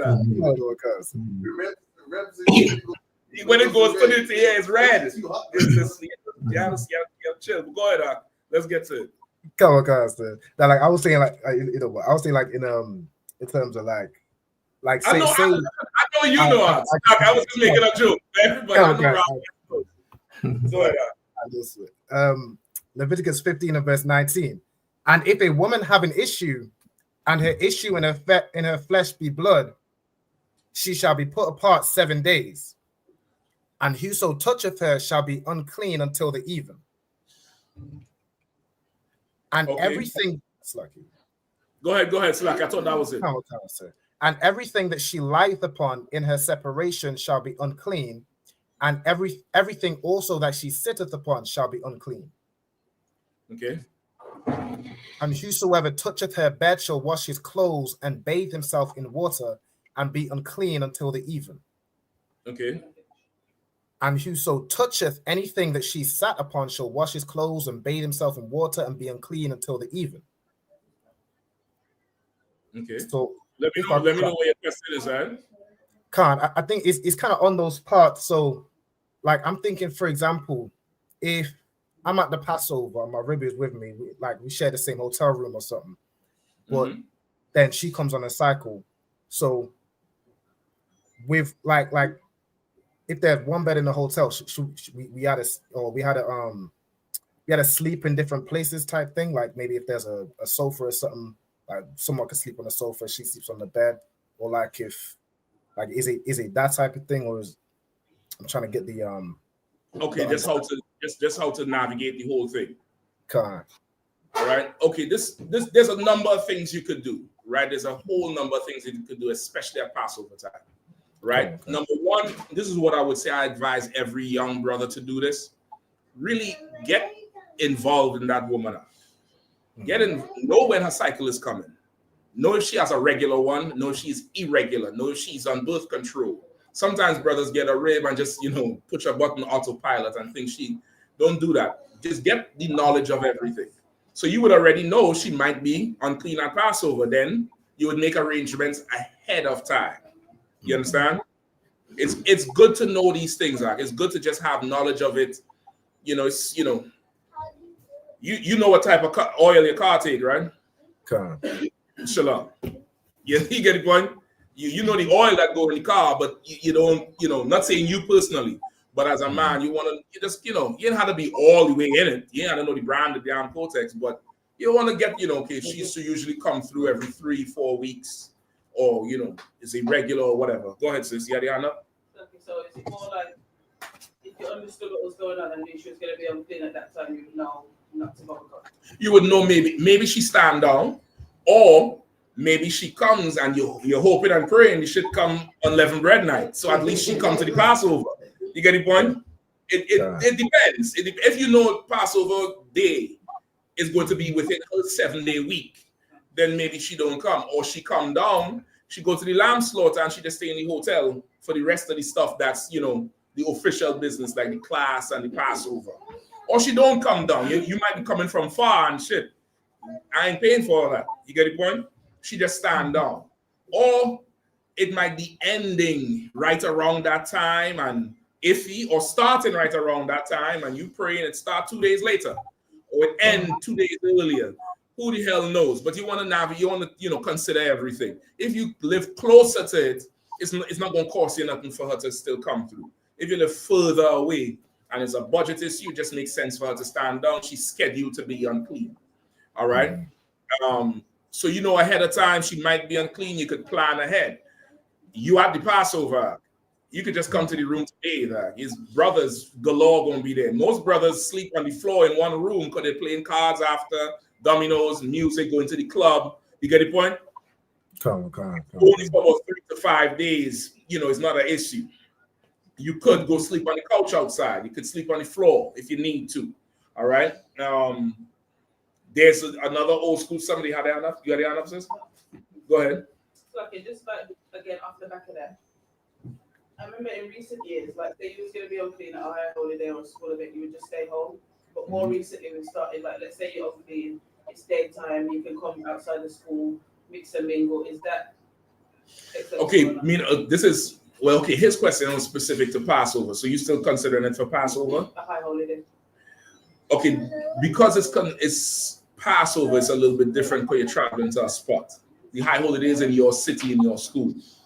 Now, if you unclean around the time of a high holiday to your school, you can't be part of the anything that's going on because of your potential to make somebody else unclean. You might cook food and drop it off. But let's say you mingling and something outside the school, you hanging out, you have a little drink, you talking, you're playing cards. Ooh, girl, sit down, boom on the chair. You get up. Somebody who comes 2 minutes later, pull up, sit down on the same chair they're in the school. You get the point? It's just best to just, hey, drop the food off, you go. You get the point? Just you know, there's gonna be many more holy days. You just miss it. And really, this is another thing sisters have to understand. You're not missing a holy day being unclean. You're excused. You have an excused absence, like a hall pass in school, or you get the point. You have an excused absence. You're not missing it. Missing it is I ain't coming. Missing it is I'll keep my own somewhere else, which is my topic tonight. Go and keep your own Passover somewhere else, or go staying away from the body, doing something like that. That's something else. You ain't keeping it. You missed it, and you missed it on purpose, which is worse than somebody in the world. Right. Cardi B and Sexy Red never went to no Passover, but they ain't know about it. They don't have no knowledge of it, but you know, and you decide to go do it somewhere else. That's right. And you decide to not show up. That's different. You get the point? So now, Rob, man. So all those things are there. There's another old school way. This is more so for, of course, if you live with your rib, and you may not have the resources another married couple would have, where there's different rooms in the house, or you may not be a brother who has multiple ribs, where when one rib is unclean, you could now go to another house and give her time and take the kids, go over there. She unclean. She ain't got to worry about the kids. You may not have that resource. You may have one rib, or your other rib somewhere else in another, state or country. And there's only one room you could use. You could go sleep on the couch. Maybe you don't have one. You could sleep on the floor. Or what's typical, what's a practice we do, she can cover herself, her lower half, with a sheet or a towel or something. She can be confined to one chair. She can, in the bed, you all could sleep on like an alternate sheet. Like she's under one blanket, and the blanket is that blanket that she's covered with is the sheet you laying on. So there's a separation. You get the point? If you have to, you get the point? If you have to, you can't do nothing else. You got to be in there with her. There's things you can do to show the Lord you trying to keep it separate how it should be. Ideally, she would have a place maybe she could go to, or you would have a place you could go to, and she able to have this time off and be separate and recharge. That's what would be ideal. So, but for your case with Passover, Rabban, I would just try to get to figure out, if what her cycle is like, what's the expectation. And, if it's not coming, then fine. If it is coming, then you start to make plans accordingly. Maybe she stands down. Maybe she doesn't stand down, but you're preparing. And if it happens, you sleep on the couch. You sleep on, most of them hotels have a pull-out bed anyway in the couch. She in the room, you on the couch, is not a problem. You could tie a string around the chair, either the leg or somewhere on the chair. So, that's the chair she sits in all the time. So there's no confusion with you getting unclean, like sitting where she sits. Remember, they say everywhere she sits would be unclean. You get the point? So there's things like that you can do. You understand what I'm saying? Come on, son. Come on. Okay. So what about sister taking them pills to stop it? Like say the sister knows like boom, Pastor's coming and we want to go. Would you advise it? Now to call the doctor or? Okay, it's not unlawful. It's not unlawful. If you want to call a doctor and consult, you could definitely do that. It's definitely not unlawful. So I can't say not to do it. It's something again that has to be discussed with, you and your rib. You get the point? And ultimately, it should be something where you fine with it or not fine with it, and she's ready to rock with you. And again, it's a huge undertaking, so you want to consider everything. If she want to do that, then fine. But she could do that, and then something else happened, and she still can't go, and that would be a proof that the Lord was trying to give her the time off. You get the point? So it all depends on you. Every brother can handle his situation differently. You know what I mean? You're not wrong if she wanna take the I forget the name of the pills, but it stops or delays. It delays the cycle. It could delay the cycle a month or something and push it off till something else. I believe they all kind of birth control pills or some form of it anyway.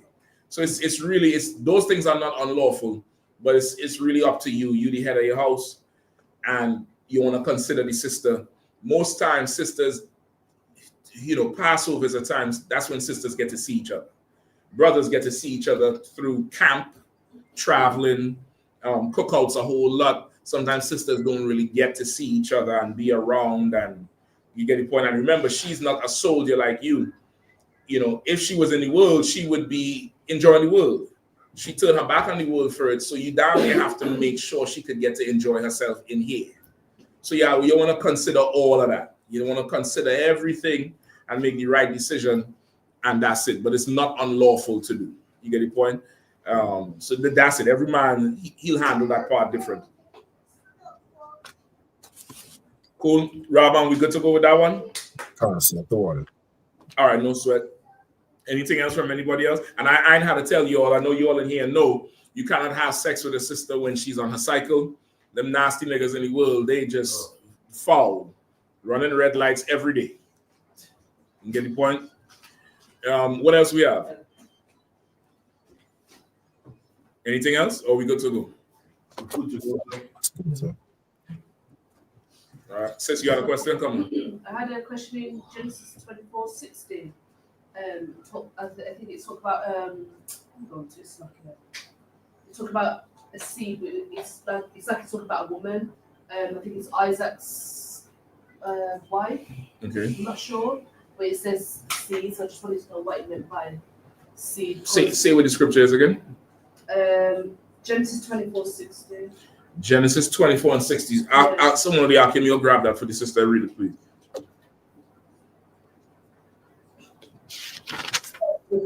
Okay. Genesis 24 and 16. 60. Book of Genesis chapter 24 and verse 60.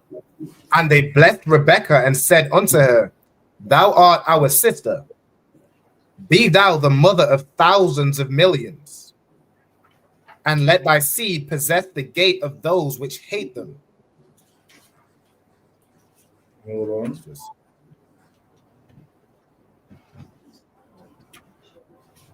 24. Hold on. It'll be able.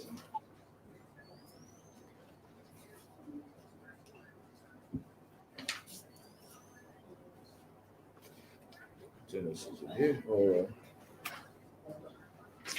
what the hell is wrong? Shalak, yeah, okay. Okay, where we at? Genesis 24. 16. Come on. All right, go ahead. Come to the one con.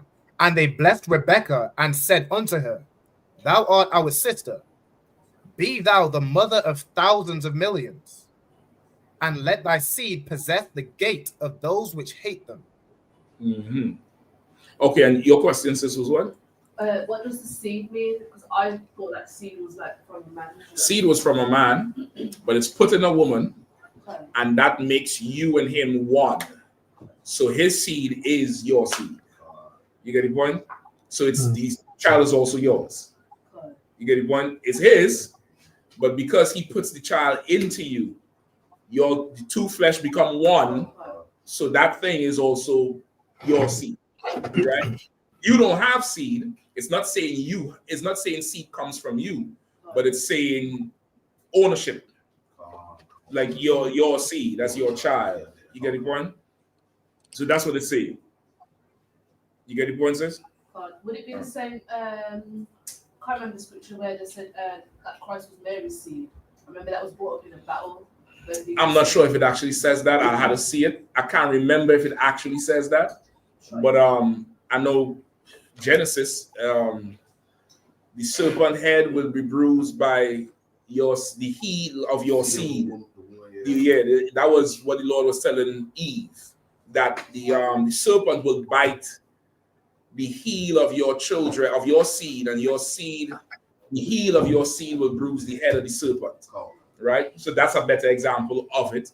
So in that context, yes, the child is also yours. In the other context, that child is his. And this is not for the sisters in here. For the woman in the world, that child is his. And that's that. That's right. You good to go on that one, sis? All right, any other questions? No? The Genesis one and then Genesis, which one? Topic. John 1:1, in the beginning was the word. Okay, bring it back to me again. I'm gonna write this down. I don't want to lose it.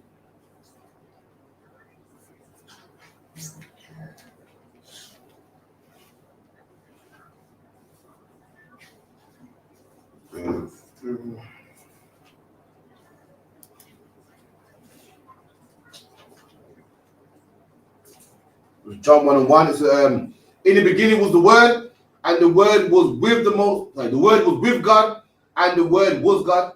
The same was in the beginning with God. All things were made by him, and without him was not anything made that was made. Okay.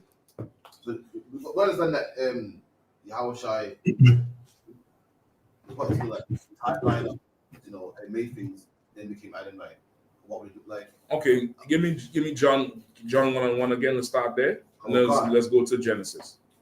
In the beginning was the word, and the word was with God, and the word was God. In the beginning was the word. Right? Who's the word? Right? Yahushua is the word of the Lord. What he says is what the Lord says. In the beginning was the word, and the word, and read on. And the word was with God. And the word was with power, or with the power. Right? The word was with him. Go ahead. And the word was God. And the word was God. The word was power. He had power. He was with the power, and he also had power. Go ahead. The same was in the beginning with God. And the same was in the beginning with the Most High. In the beginning, that's how Genesis opens. In the beginning, Christ was with the Lord and the angels. He's part of the host in creation. You get the point? Go ahead. Come on. All things were made by him, and without him was not anything made. Right? He was the one who carrying out, or the Lord is saying what he wants, Christ is carrying it out, or giving the orders to carry it out, the angels doing it. You get the point? It's a chain of command coming down. So now there's creation on the earth. It's 7 days or several thousand years or 7,000 years or 7 extremely long periods of time. The first period of time is let there be light and this and that, and different periods of time, different things are created. And mankind, the human race, was created in the 6th long period of time, or the 6th several thousand years, or 7,000 years. But it was a very long period of time, which is, again, this is a proof of what the white man would call evolution. They say evolution happened with thousands of years and very long time. It's not saying we evolved, but it's his explanation for how we evolved. Not for how we evolved, for how we were here. He offers an explanation of evolution for how we get here. You get the point? So mankind was created in that time. In that time period, man was created. So imagine several thousand of years, right? 7,000 years or a little bit more thereabout. Mankind, the whole human race was created, right? What's one generation? How long does one generation live? A generation? Mm-hmm. How many years longer? 100. 70. That's one generation. One generation. A man living today, your generation is going to be gone 70. Around about 70, 80 years. That's when most people die today. You get the point? They're gone. So just by today's standard, think about how many generations is in several thousands of years. Back then, people was living till 100, 200 years old, right? That's still a generation that's going to pass. Think about how many generations from that 6th day or that 6th period of time till the 7th. And it says somewhere in that 7th period is where the Lord raised up Adam from the earth, or woke his spirit up. Christ, that was Christ in the earth. You get the point? It was Christ in the earth long after creation. Remember, it said in the 7th day, the Lord rested of everything he made. There was no more creation going on. This is thousands of years, thousands of years, and there's Yahushua. There's him as Adam. He put his spirit in Adam, woke Adam up because he was starting what he wanted, that family he wanted to rule. All right?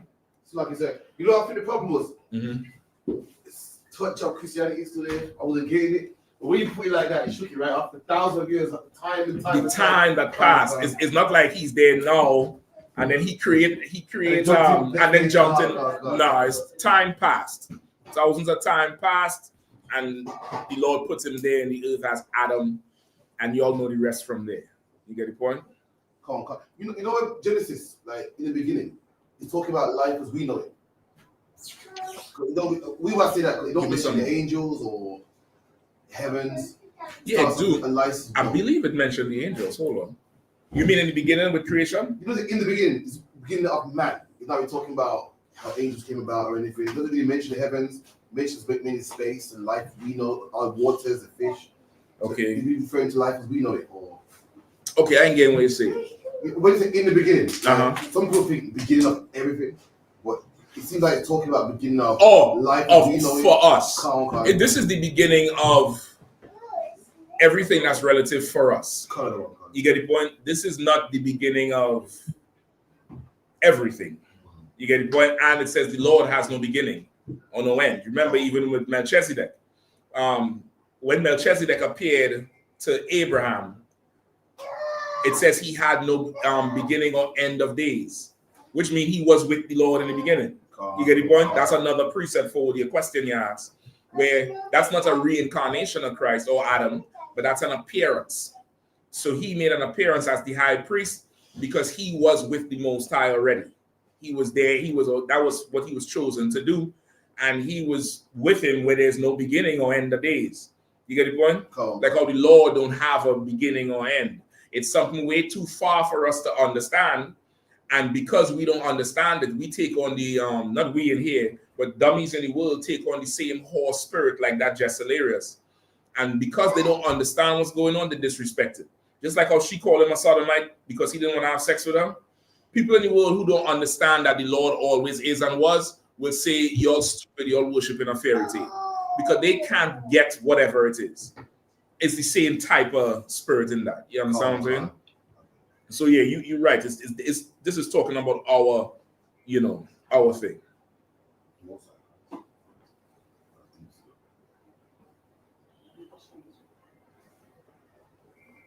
All right, we good to go? Colin, one comes if I miss anything. All right. Any other questions online?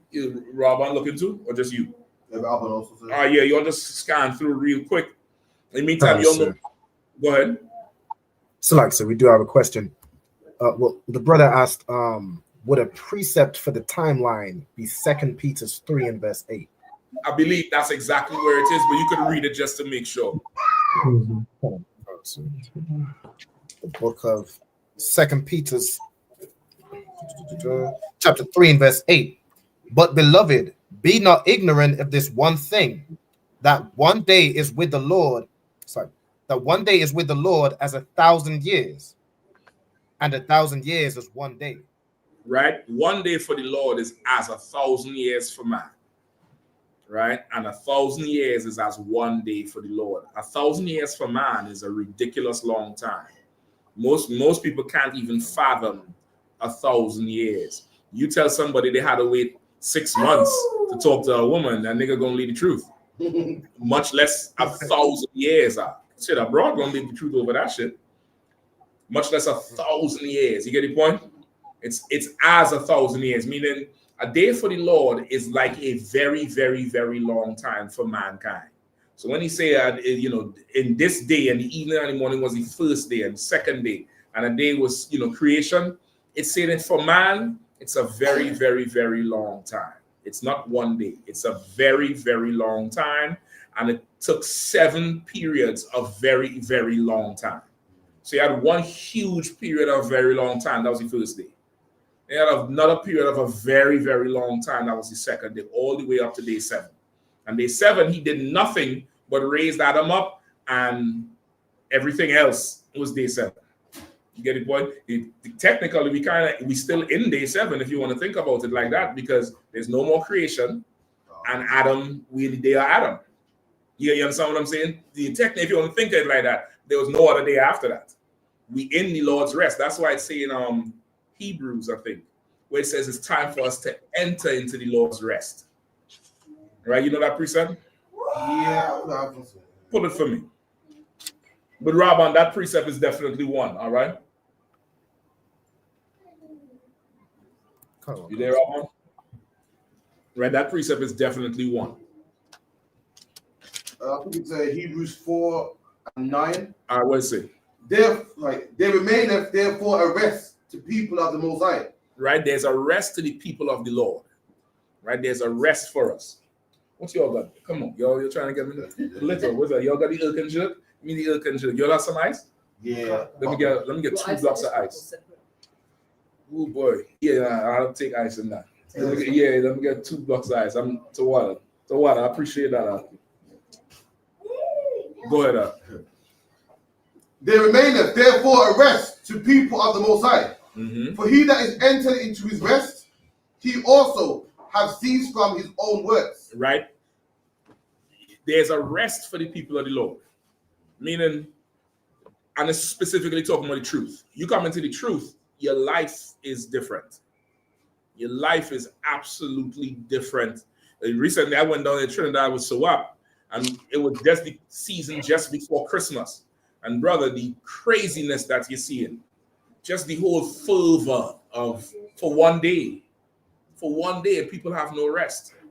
Cleaning, working overtime, shopping, blah, blah, blah. There's no rest. Living in this world, there is no rest. But you come into the truth, you're going to get rest.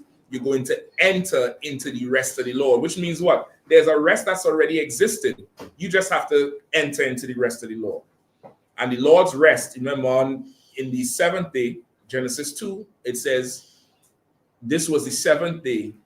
He rested from all his work. That's the Lord's rest. Now you just have to come in there and do what he said. Life ain't hard. You get the point? Oh, God. No sweat. That was it. For he that entered into his rest, he also have ceased from his own works So as the Most High did from his. Let us labor therefore and enter into that rest, lest any man fall after the same example of unbelief. Exactly. That's it. And that even going right into the topic again. You want to enter into the Lord's rest. You want to cease from your work and do his. I appreciate that, Sister What. You want to enter into cease from your work and do his work. You going off to celebrate some other Passover, some other high holy day, calling it the work of the Lord. That's your work. You going off to establish some Israelite group. That's your work. That's not the Lord's work. The Lord's work is already set up. All you got to do is enter in and rest. And rest. Is your planning Passover? Anybody here negotiating with the hotel and the venue and anything, and the lamb and shit like that? You only got that to do. All you got to do is what? Show up. That's it. Pay your tithes, keep his law, statutes, and commandments, and go somewhere. That's your life. You ain't got to freeze on the Gaza right now. I hear them children almost freezing to death. I didn't even know that. That's what Dave Lamy was talking about this morning. I didn't know Gaza gets cold. No, it does. Apparently it do. Apparently it do. And shit, I mean, even if it don't, maybe not a strong winter, but I'm sure the temperature drop like here. I don't know where it is geographically. I don't have a grasp of how far south or just maybe across it is. But apparently, they was freezing over there. Children, dying from infections from amputations, from the building falling on them. They had to cut the leg off. The surgery ain't go right because they ain't got no hospitals. You get the point? They in hell. They in hell, but their God sends them to work and go to Mecca and circle and do all this type of shit. You just have to show up back and somebody works for you. Somebody brings your lamb. Somebody cooks your lamb. Somebody drives it to your hotel. All you got to do is show up. You enter into the Lord's rest. You ain't got nothing to do. Just obey him, and the shit that's it. You get the point? Go ahead, sis. So like you said, for example, if you had a child who was in school, holiday club, whatever, and they encountered another child that was the child of someone in a fake Israelite group, and that child saying, I rest on the 7th, which is Sunday. Should your child bother getting into, or is it just advisable to just... Well, that's telling me a faggot now. Yeah, well. That's a lot. Say you faggot. Let's keep it moving. Go ahead. So you say that they meet somebody who is a so-called fake Israelite, right? And they say they rest on the Sabbath and this and that. Okay, what you want to tell your children is everybody who's outside of the truth is Christian. Even the term for us fake Israelite is still giving them a whole lot of, they're just Christian. They don't different than Seventh-day Adventists. The Seventh-day Adventists rest on the Sabbath. That's right. You get the point? I'm gonna come to you, all right, sis? The Seventh-day Adventists rest on the Sabbath. There's no difference. So because a child is not going to be able to fully navigate that relationship. So you kind of had to make the cut blunt with them. You know what I mean? So more so they're Christian. They're not in the truth. That's a more it's a more tangible thing a child could grasp, but the mind could wrap around that. But when you say fake Israelite, it's still Israelite in the word. So they might give them some respect. They're Christian. They're just some evil Christian. That's why I just call them. And the Lord know why he ain't giving no sons and all. And the son cussing the teacher out. Fuck you, then. You get the point? So that's it. You have questions, sis? Go ahead.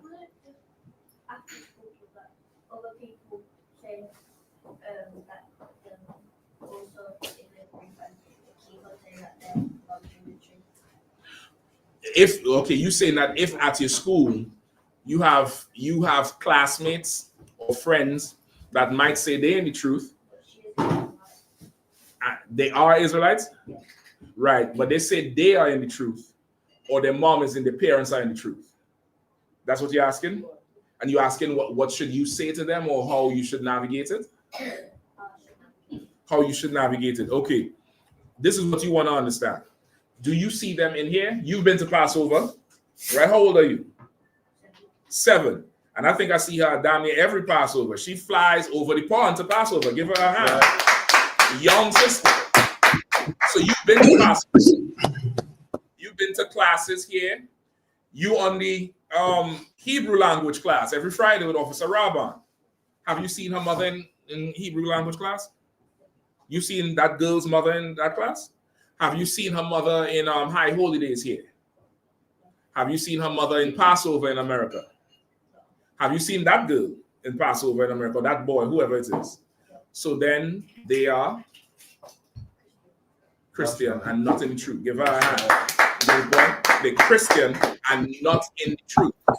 You get the point? Listen, I had to, Jeremiah Hyman guilt me into I'm gonna start to reward these kids out. We gotta get her some cash. Yeah, I'm gonna put it in an envelope. Remind me for next week. I'm gonna bring the cash over. Not in the UK, so Not in the UK. Our lowest notes 5. Say again? Our lowest note or the bills are 5. Yeah, we get them the coin. The coin. Right. The coin is old. Listen, and 5 for that answer, brother. She used the word navigate. She should get $5 just for that. She said how I should navigate it. Yeah, understand that shit. 5 is fine. You get the point? You know, guilt me into the whole damn thing. I like them kids to work for the principle of it. That's how I come up. Get A's on the principle of the matter. You paying these damn kids. They're gonna extort my ass. These kids know how to hack the Roblox. You think they ain't gonna hack the damn school thing and put A's all on the damn report card? I'll be suspecting everybody. But that's it. That's how you do it. They're not in here. They don't do what you do. So how could they be you? That's right. Are you in the truth? Are you an Israelite?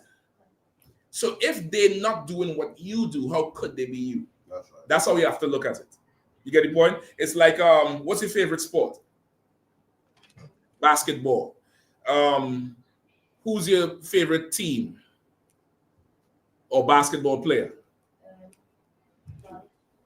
Giannis, right? If somebody who plays, that's fine. Listen, ain't no sweat. Don't worry about it. Some old heathen, disgusted African. But they teach him how to play. That's one thing I could say. He watched enough black people to learn. But if somebody says they're an NBA player, you have to look at them and like, well, are you doing what he does? Are you training like how? That's how you measure it. You look at what people do, not what people say. Get the point? Give me the precept where it says, hold on. No, does it say that? With the Pharisees, do what they say, not what they do. What I want. That's not what I want. Love indeed. Give me love indeed. 1 John 3:18. 1 John 3:18. My children, let us not love in word, neither in tongue. Right? My children. And it's a good thing. Is the young sister asking about another child who's saying they're in the truth. So love is what? Obeying the Lord, doing what the Lord wants. So it's saying, my children, let us not love in word or with what? Or in tongue. Or in tongue, meaning what does love in word or in tongue mean? What people say, what they say out their mouth. You can't just, say you love somebody or say you're in the truth. He said, let us not just love in word or in tongue. Go ahead. Come on. But indeed. But indeed. What does indeed mean? Well, let me find out your prompting over there. I'm finding. But she one head blocking right here. She like this on the side. She like this on the side. I can't see the mouth, I can't see no jaw, nothing. What does deed mean? Take a shot. What they do. Give her a hand. That's 10, Cap. That's 10 right there. We got to figure this out. We got to work out a payment plan, a mortgage. Rama, you got to work out a mortgage for him to pay on my yellow. You get the point? Like, you have to look at what they do, not what they say. She could say everything she want to say. You look at what she do. If you ain't seeing her where you're at, she's not you. Because you know who the hell you are. You get the point? And that doesn't mean you have to not hang out with her or him. You could play football, you all play tag, you all sit down and watch Roblox and everything. But you ain't going over to the house. You ain't celebrating no birthdays. You're not being in an alone spot with them. That's another thing really you should watch with your kids. Sometimes you could be innocent and kids that are 6, 7 years old, you'll leave them playing in the backyard or in a room or somewhere. Brother, you sit there and watch them. You put somebody on Shema because you don't know what that other child grew up with. And before long, you come in the room there and horrible nonsense going on. Your child innocent. They don't know. You get the point? You just watch everybody child who's not in here. You get the point? Anybody child who's not in here, you ought to watch them. Keep an eye on them. You know, you supervise it. Go ahead. So, would you advise get sleepovers for myself? I don't do sleepovers. As an adult? No. she said for myself. Listen, No. these sisters always want to get together and do the whole, you know, the Cupid shuffle and drink bottomless mimosas whole night. Go ahead. Like for my kids, like for me, I shall trust it. Would you advise against sleepovers? Okay, sleepovers in your house? Either luckier, like sleepovers going to like family members that you don't know, very tight. Okay. Or friends. I mean, I'm probably the wrong person to ask. Like, I'm extremely, I'm extremely, you know, I homeschool my children. I don't trust the school. I'm extremely because I get tremendous urges over my children. I fear one day I'll end up in a cell if something happens. I don't want the investigation. I don't want the police report. I'm not waiting months. I'm not going through therapy. You get the point? Y'all could just read about my story. Yeah, that's it. Just put some money on my books, and that's that. Yeah, tell the story about me every time in class. But with some, okay, I would say it depends on the age of the child, where they're going. I would more so consult with your husband over it. Like he's okay. Women do not have that sense of danger. Women do not have that thing of being on guard and playing out in your mind all the options that could go wrong. Women don't have that thing in their mind. They don't. A man has that. So as you tell him, hey, I want to do this, he start thinking, okay, you got to go here, you got to buy this, you got to hop on that bus, you got to go here. Nah, that ain't going to work. I'm going to drop you. And you wonder how he come up with that so quick. Because his whole life has been calculated with danger, because a man is more exposed to danger than a woman. Some sisters yelling right now in the street, the whole block is going to come outside because it's a female voice. A nigga balling out, ain't nobody going nowhere. You get it, boy, you on your own. So I would consult with your husband over it. Now, for a sister who may not have a husband, you want to consider the age of the children. You want to consider the maturity level of the child. Sometimes it might be good as a test to see how good the child is. I would escalate it up from play dates in the park or somewhere, where it starts with you supervising them in this environment. Then you step away for a minute, or you step away, I spill the whole beans. Ayala do this shit here. Ayala start looking. She want to get the game.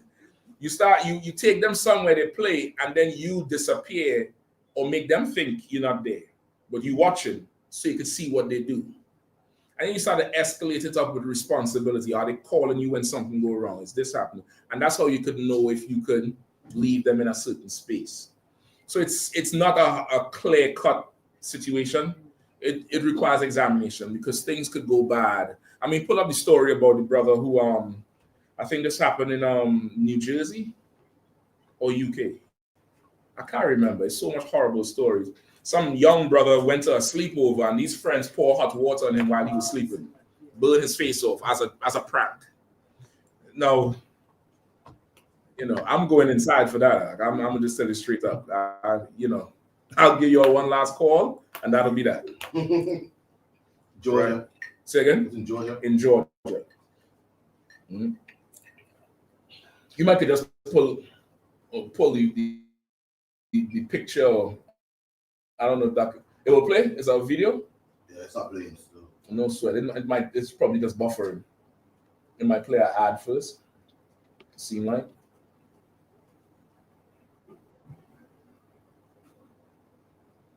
No, that's something else playing.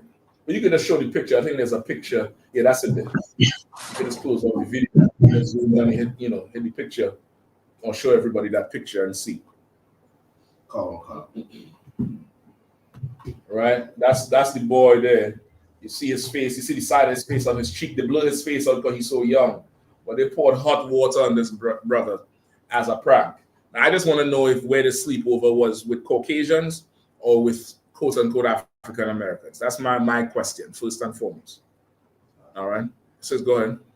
Like you said, not to make it personal, but let's say, for example, with my children, I've got a 7 and a 5-6-year-old.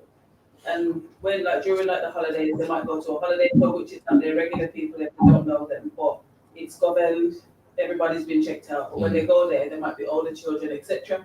And I will say to my older child, don't let her go to toilet by yourself.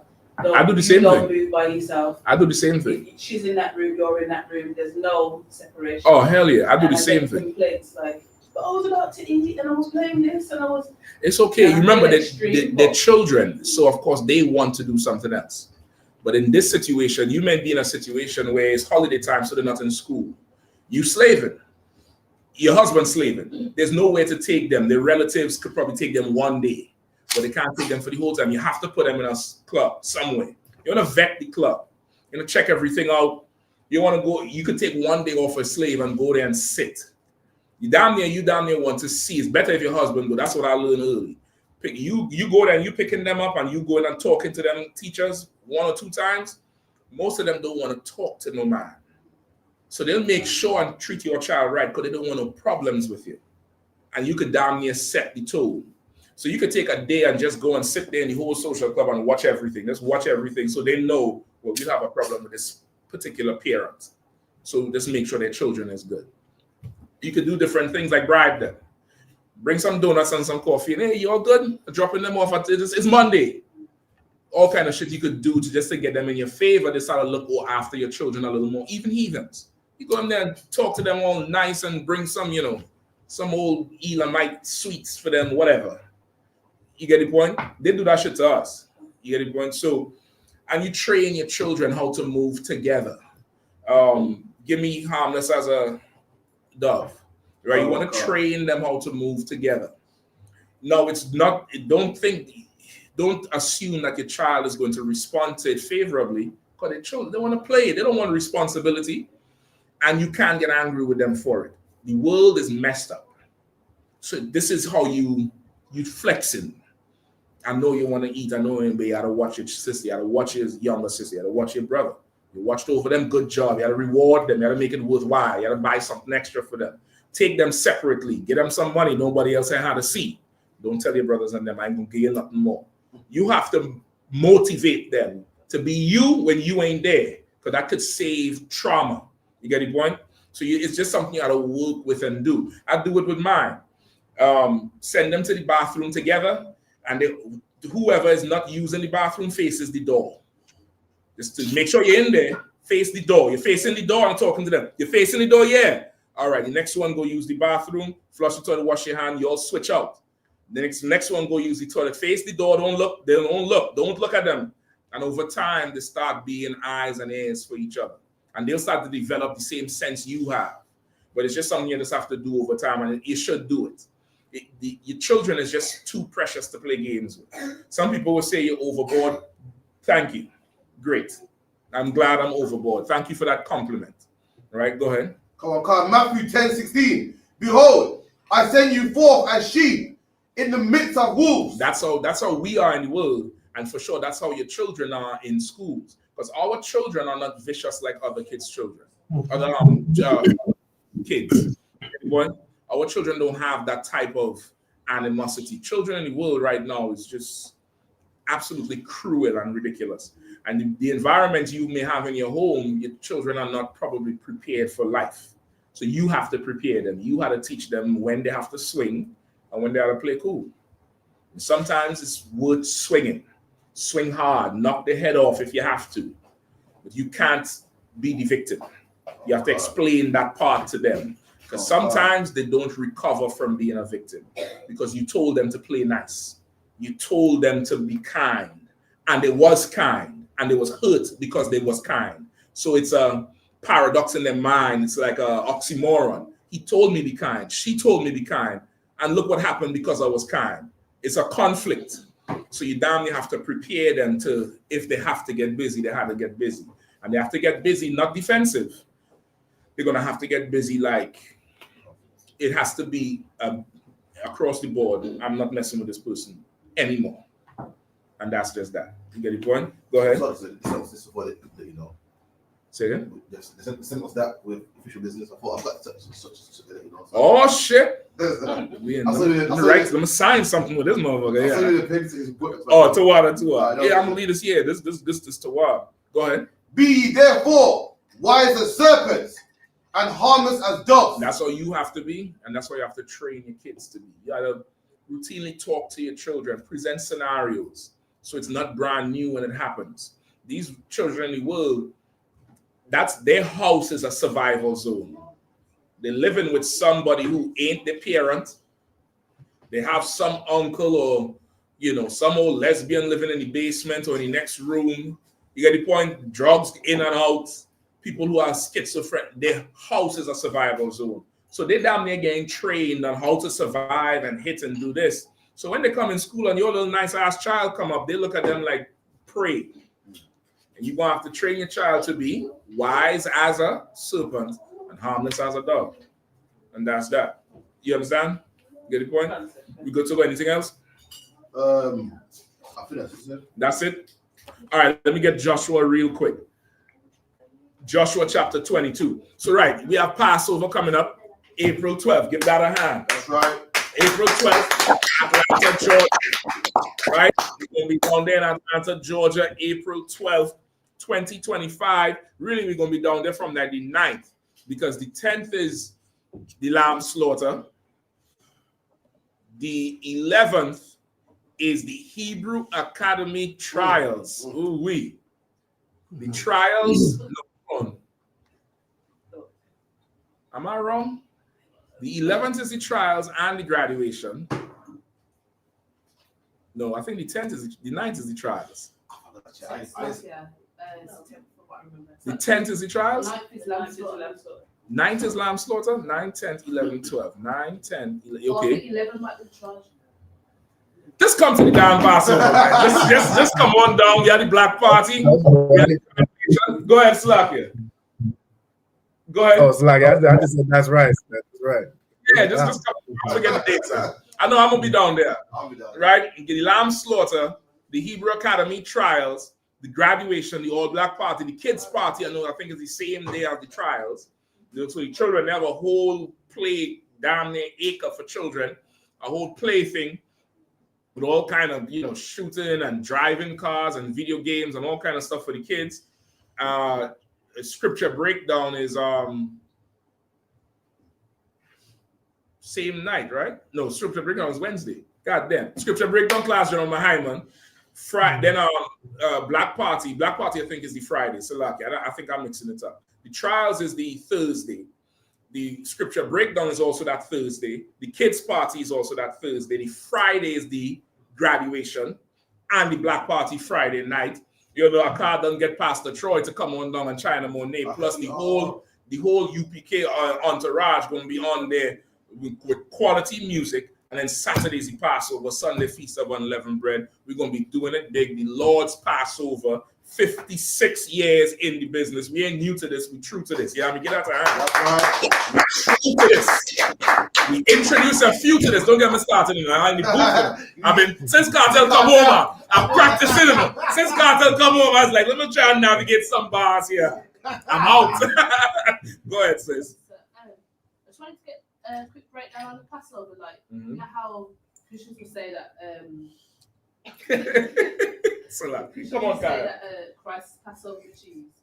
But like, so do we do like Passover, remembering what happened, and for Christ? Like, why do we celebrate? Is it the both? Like, what happened with Moses and Christ? Okay, the Passover is to remember what happened in Egypt.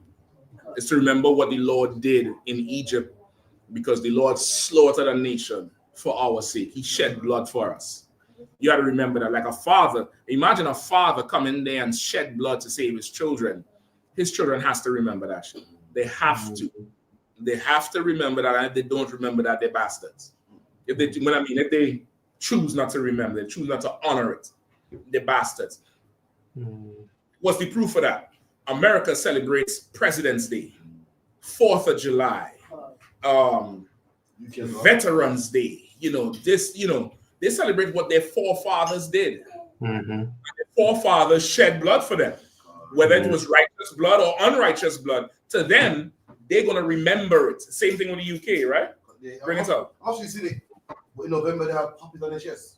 Everyone has it. That's what Memorial Day, right? Yeah, well, 1 and 2. The whole month of November, have it on their chest. Right, they remember that. And UK has a different system than America. With the UK has a monarchy, a royal family. And that royal family is prestigious and honored because the forefathers are who they attribute, or that lineage or that throne is what they attribute to, building up England with all the wealth and ruling. Go ahead. You got like American Idol. You got a British Idol as well. And then Nicole Schleifer, her name is, she was like a guest judge that week on the show. Did have a puppy on. And what was she? She's a heathen? Yeah, they call for the Pussycat Dolls girl. She was like an American group anyway. She was like a guest judge that day on the British Idol. And she didn't have a puppy on in November, and everyone was vexed with her. But she didn't know. And they said, but she's American, didn't care. She said, well, she got to do her homework when she comes here. Yeah, they're right. They're right. She had to do her homework when she come there. In the kingdom, you walking around, without some broad walking around with her head uncovered is going to be something else. A holy day time. You get the point? Like the rule and culture got to be respected. And I'm not saying that to say we had to respect their shit.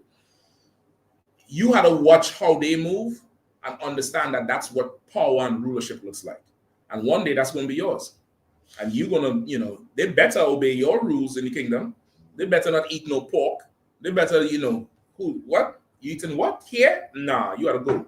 You get the point? Mm-hmm. So they valued, their forefathers, what they did. We value what the Lord did for us in Egypt. That's right. So and it's a law to celebrate Passover. It's the second holy day in our calendar. The first holy day is what? That we commanded to the Sabbath day. The very next one is Passover. It's our main holiday. It's America's 4th of July. Oh, I don't know. What's the big one here? Christmas? It's would be Christmas for UK. So the Memorial Day is not bigger than Christmas? Because England's got so much heathens. Okay, well, no British people believe in that shit.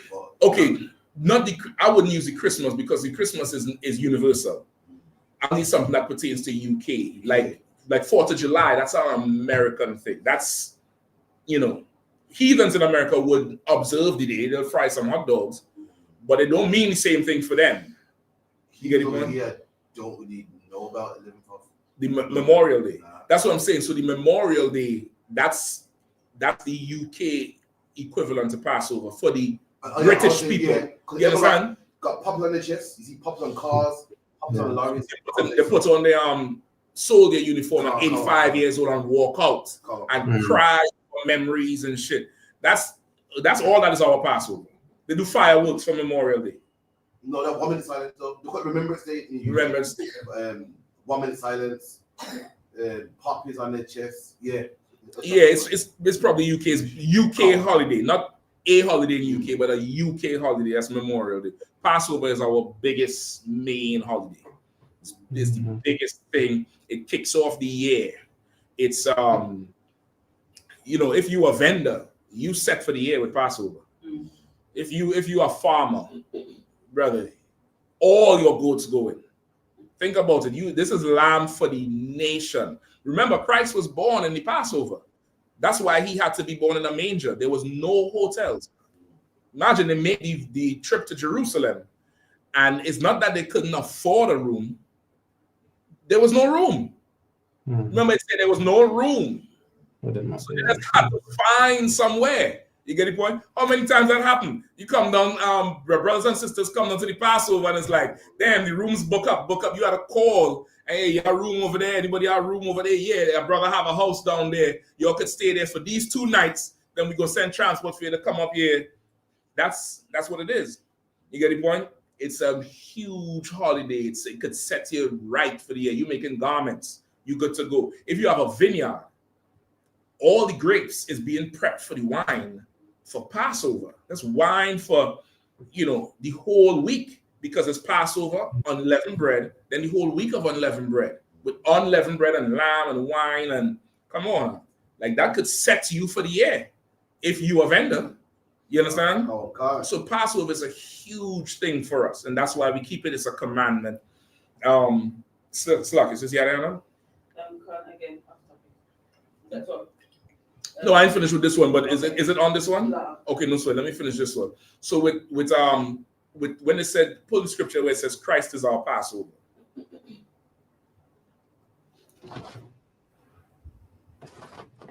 Right, and from what do you understand about the Passover? What do you understand by it? It was the time where Most High had it was basically out of Egypt. I think Moses had pleaded with Pharaoh to let us go. Okay. Certain procedures happened. What is the actual Passover? What does that? Oh, it's when isn't that when the angel of death passed over the houses that had the blood of the lamb on the door? The Passover is that lamb, that Passover lamb, and that blood. That's the Passover. God. And because of that, the angel passed over. But that was the Passover. Killing that lamb, roasting it, eating with haste with your weapon in your hand. That's in the Bible. That's why you see the brothers in Passover with their sword or axes or staffs. And you eating there in haste with your weapon in your hand, because of when the heathen start dying, they always blame us. When anything going on, they blame us. Moses said, keep that, because if they come kicking the door, you're going to have to fight. That's the Passover. The Passover is that lamb and the blood. So now in remembering the Passover going forward, what would we do? Sacrifice that lamb. That lamb would be, in remembrance of it. Go ahead. The lamb's not. We're not sacrificing for like sins. It's just in remembrance. The lamb was killed so that we could get the blood and put it on the door. Yeah. The whole premise of that was to follow Moses' instructions. Yeah. That was it. Kill this lamb, put the blood on the door. Following instructions is what's going to save your life. Mm-hmm. That was the premise of it. Now going forward, they would cut the throat of the lamb, and that would be the Passover. We do it today as a memorial because Christ was the Passover. He's the one now to make the Lord not kill us anymore. Oh, I get it now. He's the one to make the Lord pass over our sins, the old man. You follow Christ. Our Christians say you covered in the blood of Jesus. Well, now self the Lord ain't gonna kill you, but they're lying because they're not following Christ. You get the point? That's the whole thing with Christ being the Passover. God. Go ahead. That was it. You get it now? I think I understand it. So like, we celebrate Passover as remembering what Most High did for us. Mm-hmm. And Christ being the Passover, so we're following Him.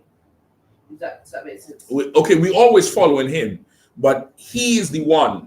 That death, how He got killed, that death is what's saving us from the Lord killing us. In Egypt, the angel of death was killing the heathen and anybody who didn't have that blood. For in this, it's likening it. It's saying Christ now is our Passover. His blood is stopping the Lord from coming in our house and killing us. The blood on the blood on the door in Egypt stopped the angel of death. Christ dying stopped the Lord from killing us. You understand? Remember, the Lord told Moses, I'll kill everybody and raise up a nation of Levites in Moses' seed. We'd have all been children of Moses. There would be no 12 tribes. The Lord was angry. Moses begged the Lord and stopped him and said, Lord, don't do it. The heathens is going to mock you. Christ going on that cross was our Passover. Stop the Lord from, getting up. Go ahead. It's like, yeah, so I don't understand why Christians say that He fulfilled it. Like, they'll say that, He fulfilled it, we don't have to do Passover no more. How you explained it, is we have to. They say we don't have to do Passover no more? I didn't even know a Christian know what the hell Passover is. Go ahead. Christians will say that, like, Christ is the first fruits, we have to do that. He's already taken up that on levels. We don't have to do that. So I don't get it because you still have to celebrate because still remember. Christians lie. That's it. If a Christian tell you good morning, go sleep. That's right. If a Christian tell you good night, wake up. That's right. That's all. Christians, they lie. That's the first thing you had to get, and don't try to understand them. Just let them, whatever. They're lying. Christ celebrated Passover. That's right. He celebrated it before he got on the cross. He celebrated the thing. Paul, they celebrated Passover. You all know the precept, right? Yeah, he's rushing back to get back before the feast. No, in Corinthians where he said Just keep it with the not malice. yeah, I think it's that one with where there was divisions among them. Calm. Where he said that he chastised the school because in the school, in that school, I think it's in Corinth, because it's in Corinthians. He said, I heard when you all come together, there's divisions among you. That was at the Feast of Passover. That was either Passover unleavened bread or something like that. And he checking them, saying that you all need to be in more order. That the Passover is part of our culture to celebrate in all our generations. Christ is our Passover, meaning the Lord would have killed us if it wasn't for him. The Lord would have destroyed all of Israel if it wasn't for him. That's really what you want to understand from it. All right, but we keep it. This is our 4th of July. This is our independence. We're going to keep this forever. And in the book of Jeremiah, it says, behold, the days will come when I will no longer be known as the God who brought you out of the land of Egypt, but I'll be known as the God who brought you out of the land of the north. In the kingdom, we're going to be celebrating the destruction of America. That's going to be down there like the new, holiday. Like he's saying, y'all ain't going to know me for Egypt. Egypt going to be small. That going to be a small battle. This shit coming here, I'll be known for that. That's what he's saying. All right. That's right. Good to go? Come on. I had to get Joshua. Go ahead. Okay, I want to know, is it wise or beneficial for, like, let's see, among your peers who might be oppressors or heathens, to let them know what you do? So, for example, let's say in the month of December at the school, they might have been practicing their Christmas songs for the play, or they might have. This is for school or at a slave? The school. Okay. Even at a slave. Uh-huh. And they will say, kids will obviously say to the teachers, we're not celebrating that. We're doing something else. So in PE, we're not going to do yoga, etc. And then the teacher will say, well, what do you do? And then they'll say high holidays or whatever. Mm-hmm. And the teacher will come to me and say, oh yeah, they're not making this, but they said they do high holidays. Should we kind of implement that? And then I say no, because obviously it's not for them. You can't do the Passover, so what's the point? But it's implemented, meaning like they was going to do something in school for them? I don't know, but let's say like they were printing out Christmas pictures to color. They might print out something towards their like a shield or whatever. Okay. Yeah. Okay. And I just think just leave it alone, you know. No, I think that's in a good direction. They're trying to meet you where they should meet you. They should give you the same respect they give the Muslim. They ain't giving the Muslim a Christian Christmas tree. They're giving them a moon and a star to color. You get the point? Go ahead, sis. And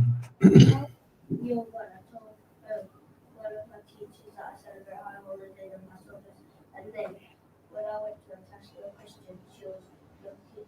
she stretched it up on the iPad. When you went to ask her a question, she did what? She stretched.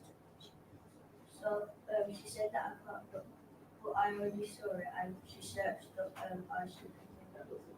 Okay, so you told her who you told her you celebrate Passover, and you told her about the school. You told her you're part of ISUPK, and she looked it up, and then what happened?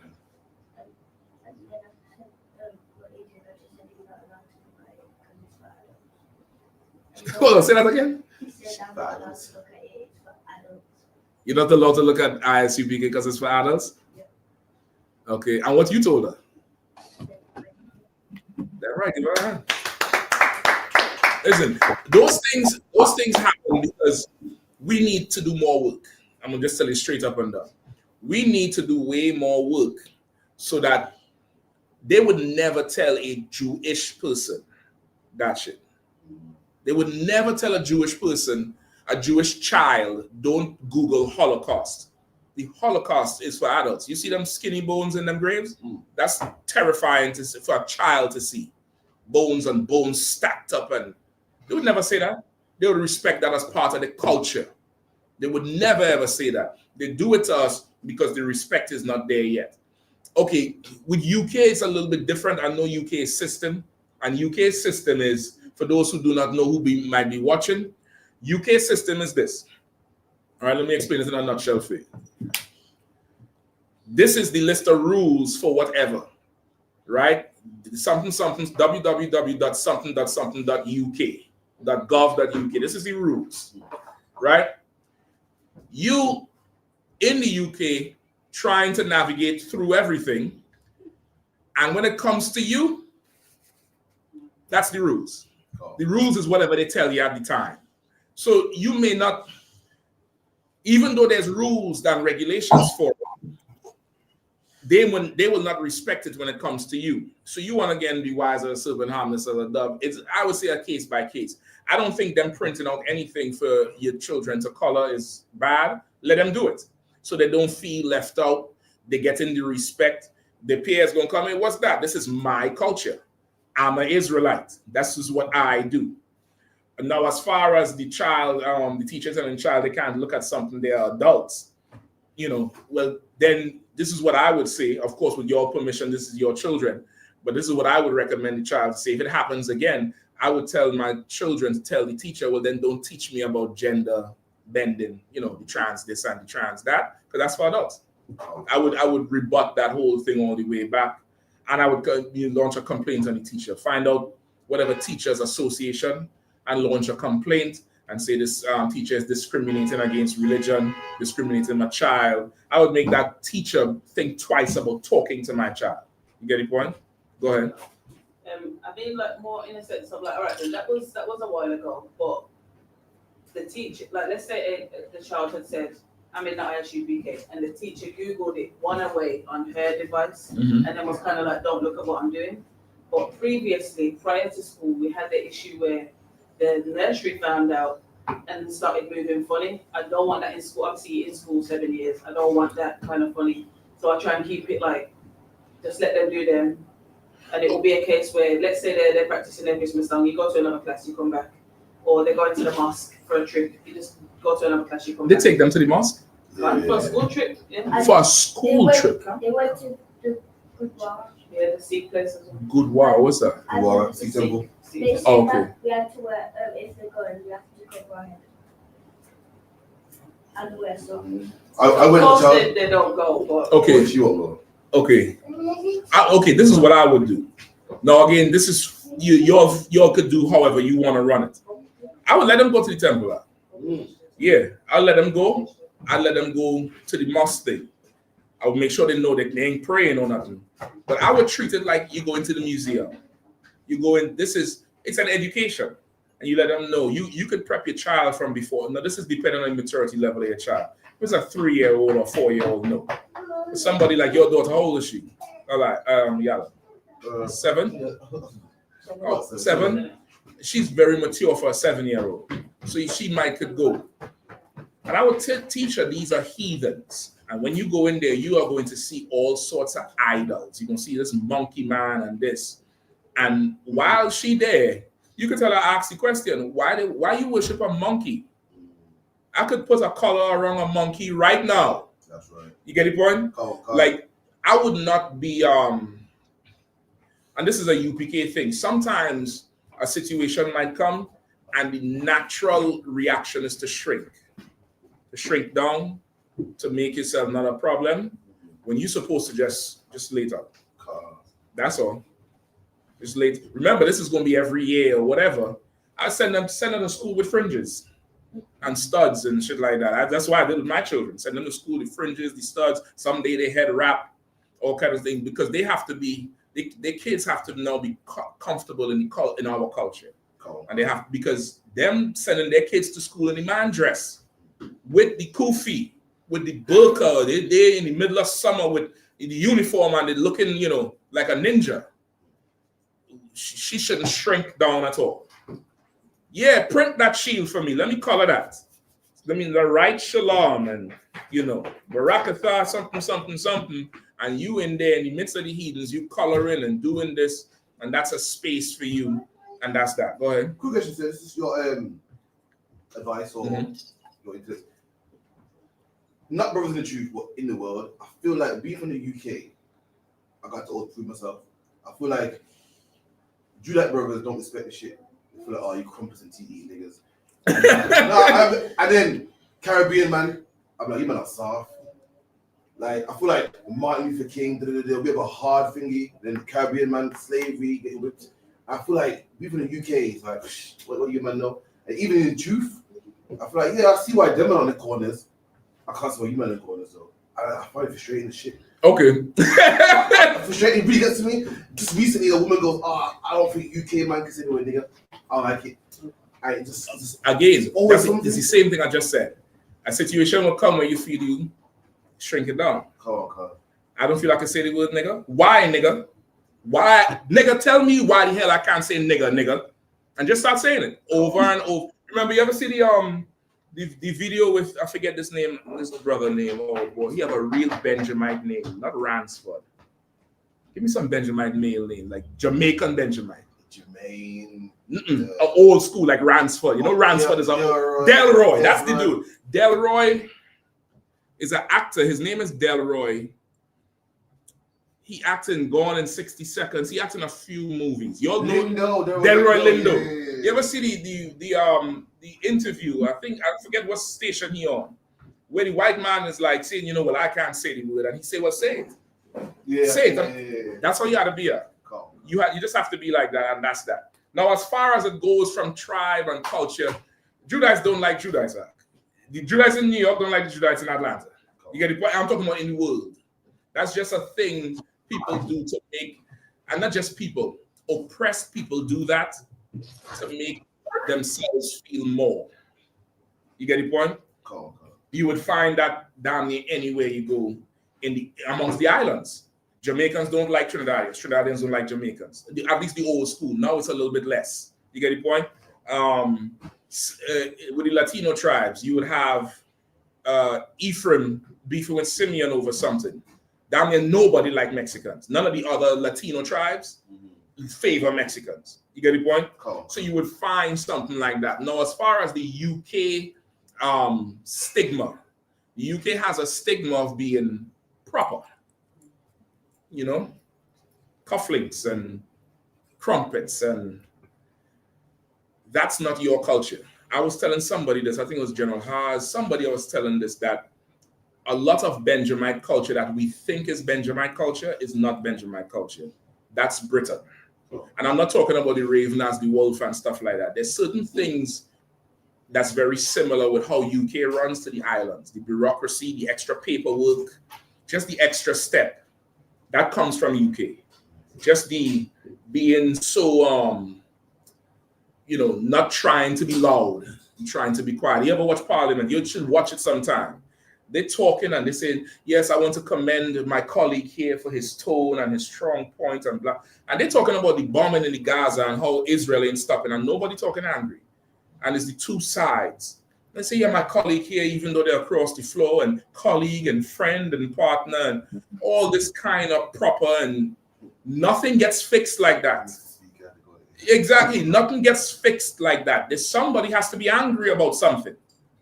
So what you want to do is you want to separate yourself from UK culture as much as possible. As much as possible. In a way, that's like an Israelite peer pressure or personal check. Like Israel, they'll let you know if you think you're too soft. Now you may not be too soft, but you might just have to do something to let them know that ain't it. You get the point?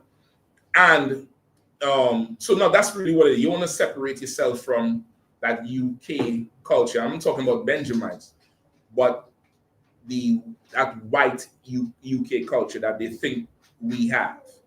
Now, as far as the talk from the other islands or the other tribes, that's really because of TV. It's like it's very similar to like every Mexican ain't a tall socks wearing, dark shades wearing vato. You understand what I'm saying? But that's what they show on TV. You get the point? It's like the whole stereotype with the movie Cool Runnings. They show a certain type of Jamaican. They show that's not every type. Even for the longest while, most Americans thought everybody with a Caribbean accent was Jamaican because that's what TV shows. You understand? So it's a combination of things that could give you that feeling. What you want to understand is that it's a demon trying to devalue you because of the work you're already doing. That's all that is. It's a demon that's trying to get you to think you less than because of the work you already doing. You understand? That's all that is. It's not really real. It's not really true because it happens to everybody. It happens everywhere to everybody. Christ wasn't respected. They loved John because John was, eating wild locusts with honey and rough and tough and this. That's why he say, John came eating and drinking. You call him a madman. I came obeying the law. You call me John was not eating and drinking. You call him a madman. I came eating and drinking. You call me a drunkard and a sluggard or some alcoholic or whatever. That's just Israelite. Israel will do that to everybody, and that's just it. This is what you had to get. The scriptures say a prophet has no honor in his own home. Your home is Israel. You get the point. They're gonna do that type of thing. Don't let that get into you. It's a demon. Now, of course, if it's happening amongst us in here, of course, there's a counsel for that. If it's something like direct and personal, there's a counsel for that. You could go to him and him alone and let him know whatever it is, if it's happening in here. But I do understand what you're saying with the world. I see all the memes and the videos and the UK. Everyone found out from the UK, the whole incident with laughing, I can't listen to this nigga here. It's like our plight don't matter because it's British. I've been my whole life trying to push and just laughed at her. And then from both sides, not the Judites, Benjamites too, that one island's like, you Benjamite, you're not real though. You kind of, you had a soft life, man. It's what Israel does to make Israel feel better about something. Better about themselves, better about their condition, better about anything. That's just what Israel does. Israel does that thing. The older generation does it to the young. You get the point? Like you man, in my day we used to do this, that. You young generation, you're soft. You can't. That's just what Israel does. But I understand how it could feel as in the work of the Lord. Just know it's a demon. It's an absolute demon trying to make you feel that you are less than value. You are less in value than what you are. And it's because of the work you're doing. The demon is attacking because of the work you're doing. The work you're doing, he has to devalue it or make you think in your head it's devalued. And it's not devalued. I wouldn't be here if it wasn't devalued. If you was soft and ain't doing shit, nigga, I ain't coming nowhere. What the fuck I'm coming for? I'm coming now to see what we doing. I'm coming to survey the land to see what's the next play. You get the point? Because of all the work you've been doing.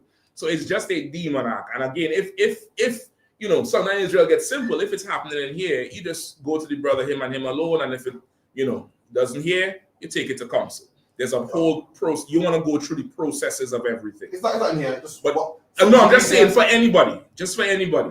But of course, you don't listen to the shit anymore. Just don't listen to none of that shit. That shit don't matter. I could look on the video right now and see you battling Muslims in the Bull Ring and Hyde Park. You understand? One of them Muslims who was battling us in Hyde Park, I see he get jumped and he curl up on the ground and just getting your hand, he shit, boop. That shit hit him, boop. Yeah, I mean, he ain't bust a grape in a fruit fight. He ain't did nothing. Where's all that, Allahu Akbar shit? Where's the Wallahi and all that? Where's none of that? You get the point? Where's all of that thing? And he ain't feeling no how. The Muslims in Palestine ain't making him feel like he's less. It's a demon. That's all it is. Come on. All right. So I could get Joshua our time. Oh Lord. All right, we gotta retitle this class. Like I'm gonna do this next week. Y'all done make me call the scripture. With that, I'm gonna pass the class over to Priest and Captain Karathi. I'm gonna do this next week. With the ISUPK started out of 1 West, 125th Street, Holland, under Commanding General Yohana, ruled for a new brother and sister. When a new brother or sister comes into the school, they are off limits for 6 months. They are here to be saluted only. They are here to shed themselves of the world. If they need transportation, the teacher will arrange it. After 6 months, if a brother or sister has an interest in a particular person, he or she must get permission from the head to speak to a brother or sister. There is another 6 months in which the brother and sister will court each other. After 6 month period, if the brother and sister will get permission from the head to marry, tithes, which is a commandment. Numbers 18:21, Malachi 3 and 8 to 10, 10th in the Hebrew, Ma'ashira, 10% of any increase the Lord gives you. Give to the treasury department or the teacher. Priest fund, free will offering for priests, not mandatory. Whatsoever amount you like to give. Upcoming holy convocations, Purim. All Akram and Akraf, check the bulletin board in the hallway and check all ISUPK social media. If anyone wants to be a trooper in the school, start wearing all black. Black boots, shirt, pants, headband, and headscarf. And with that, men of visual, I imagine. Men of visual, I imagine Shabbat. I imagine Barak. Yahweh Shabbat. Yahweh Shabbat. Yajamata, Saw. I give one salute to sisters, men of Israel. I'm on Shabbat. I'm on Barak. Yahweh Shema. Yajamata. Class dismissed.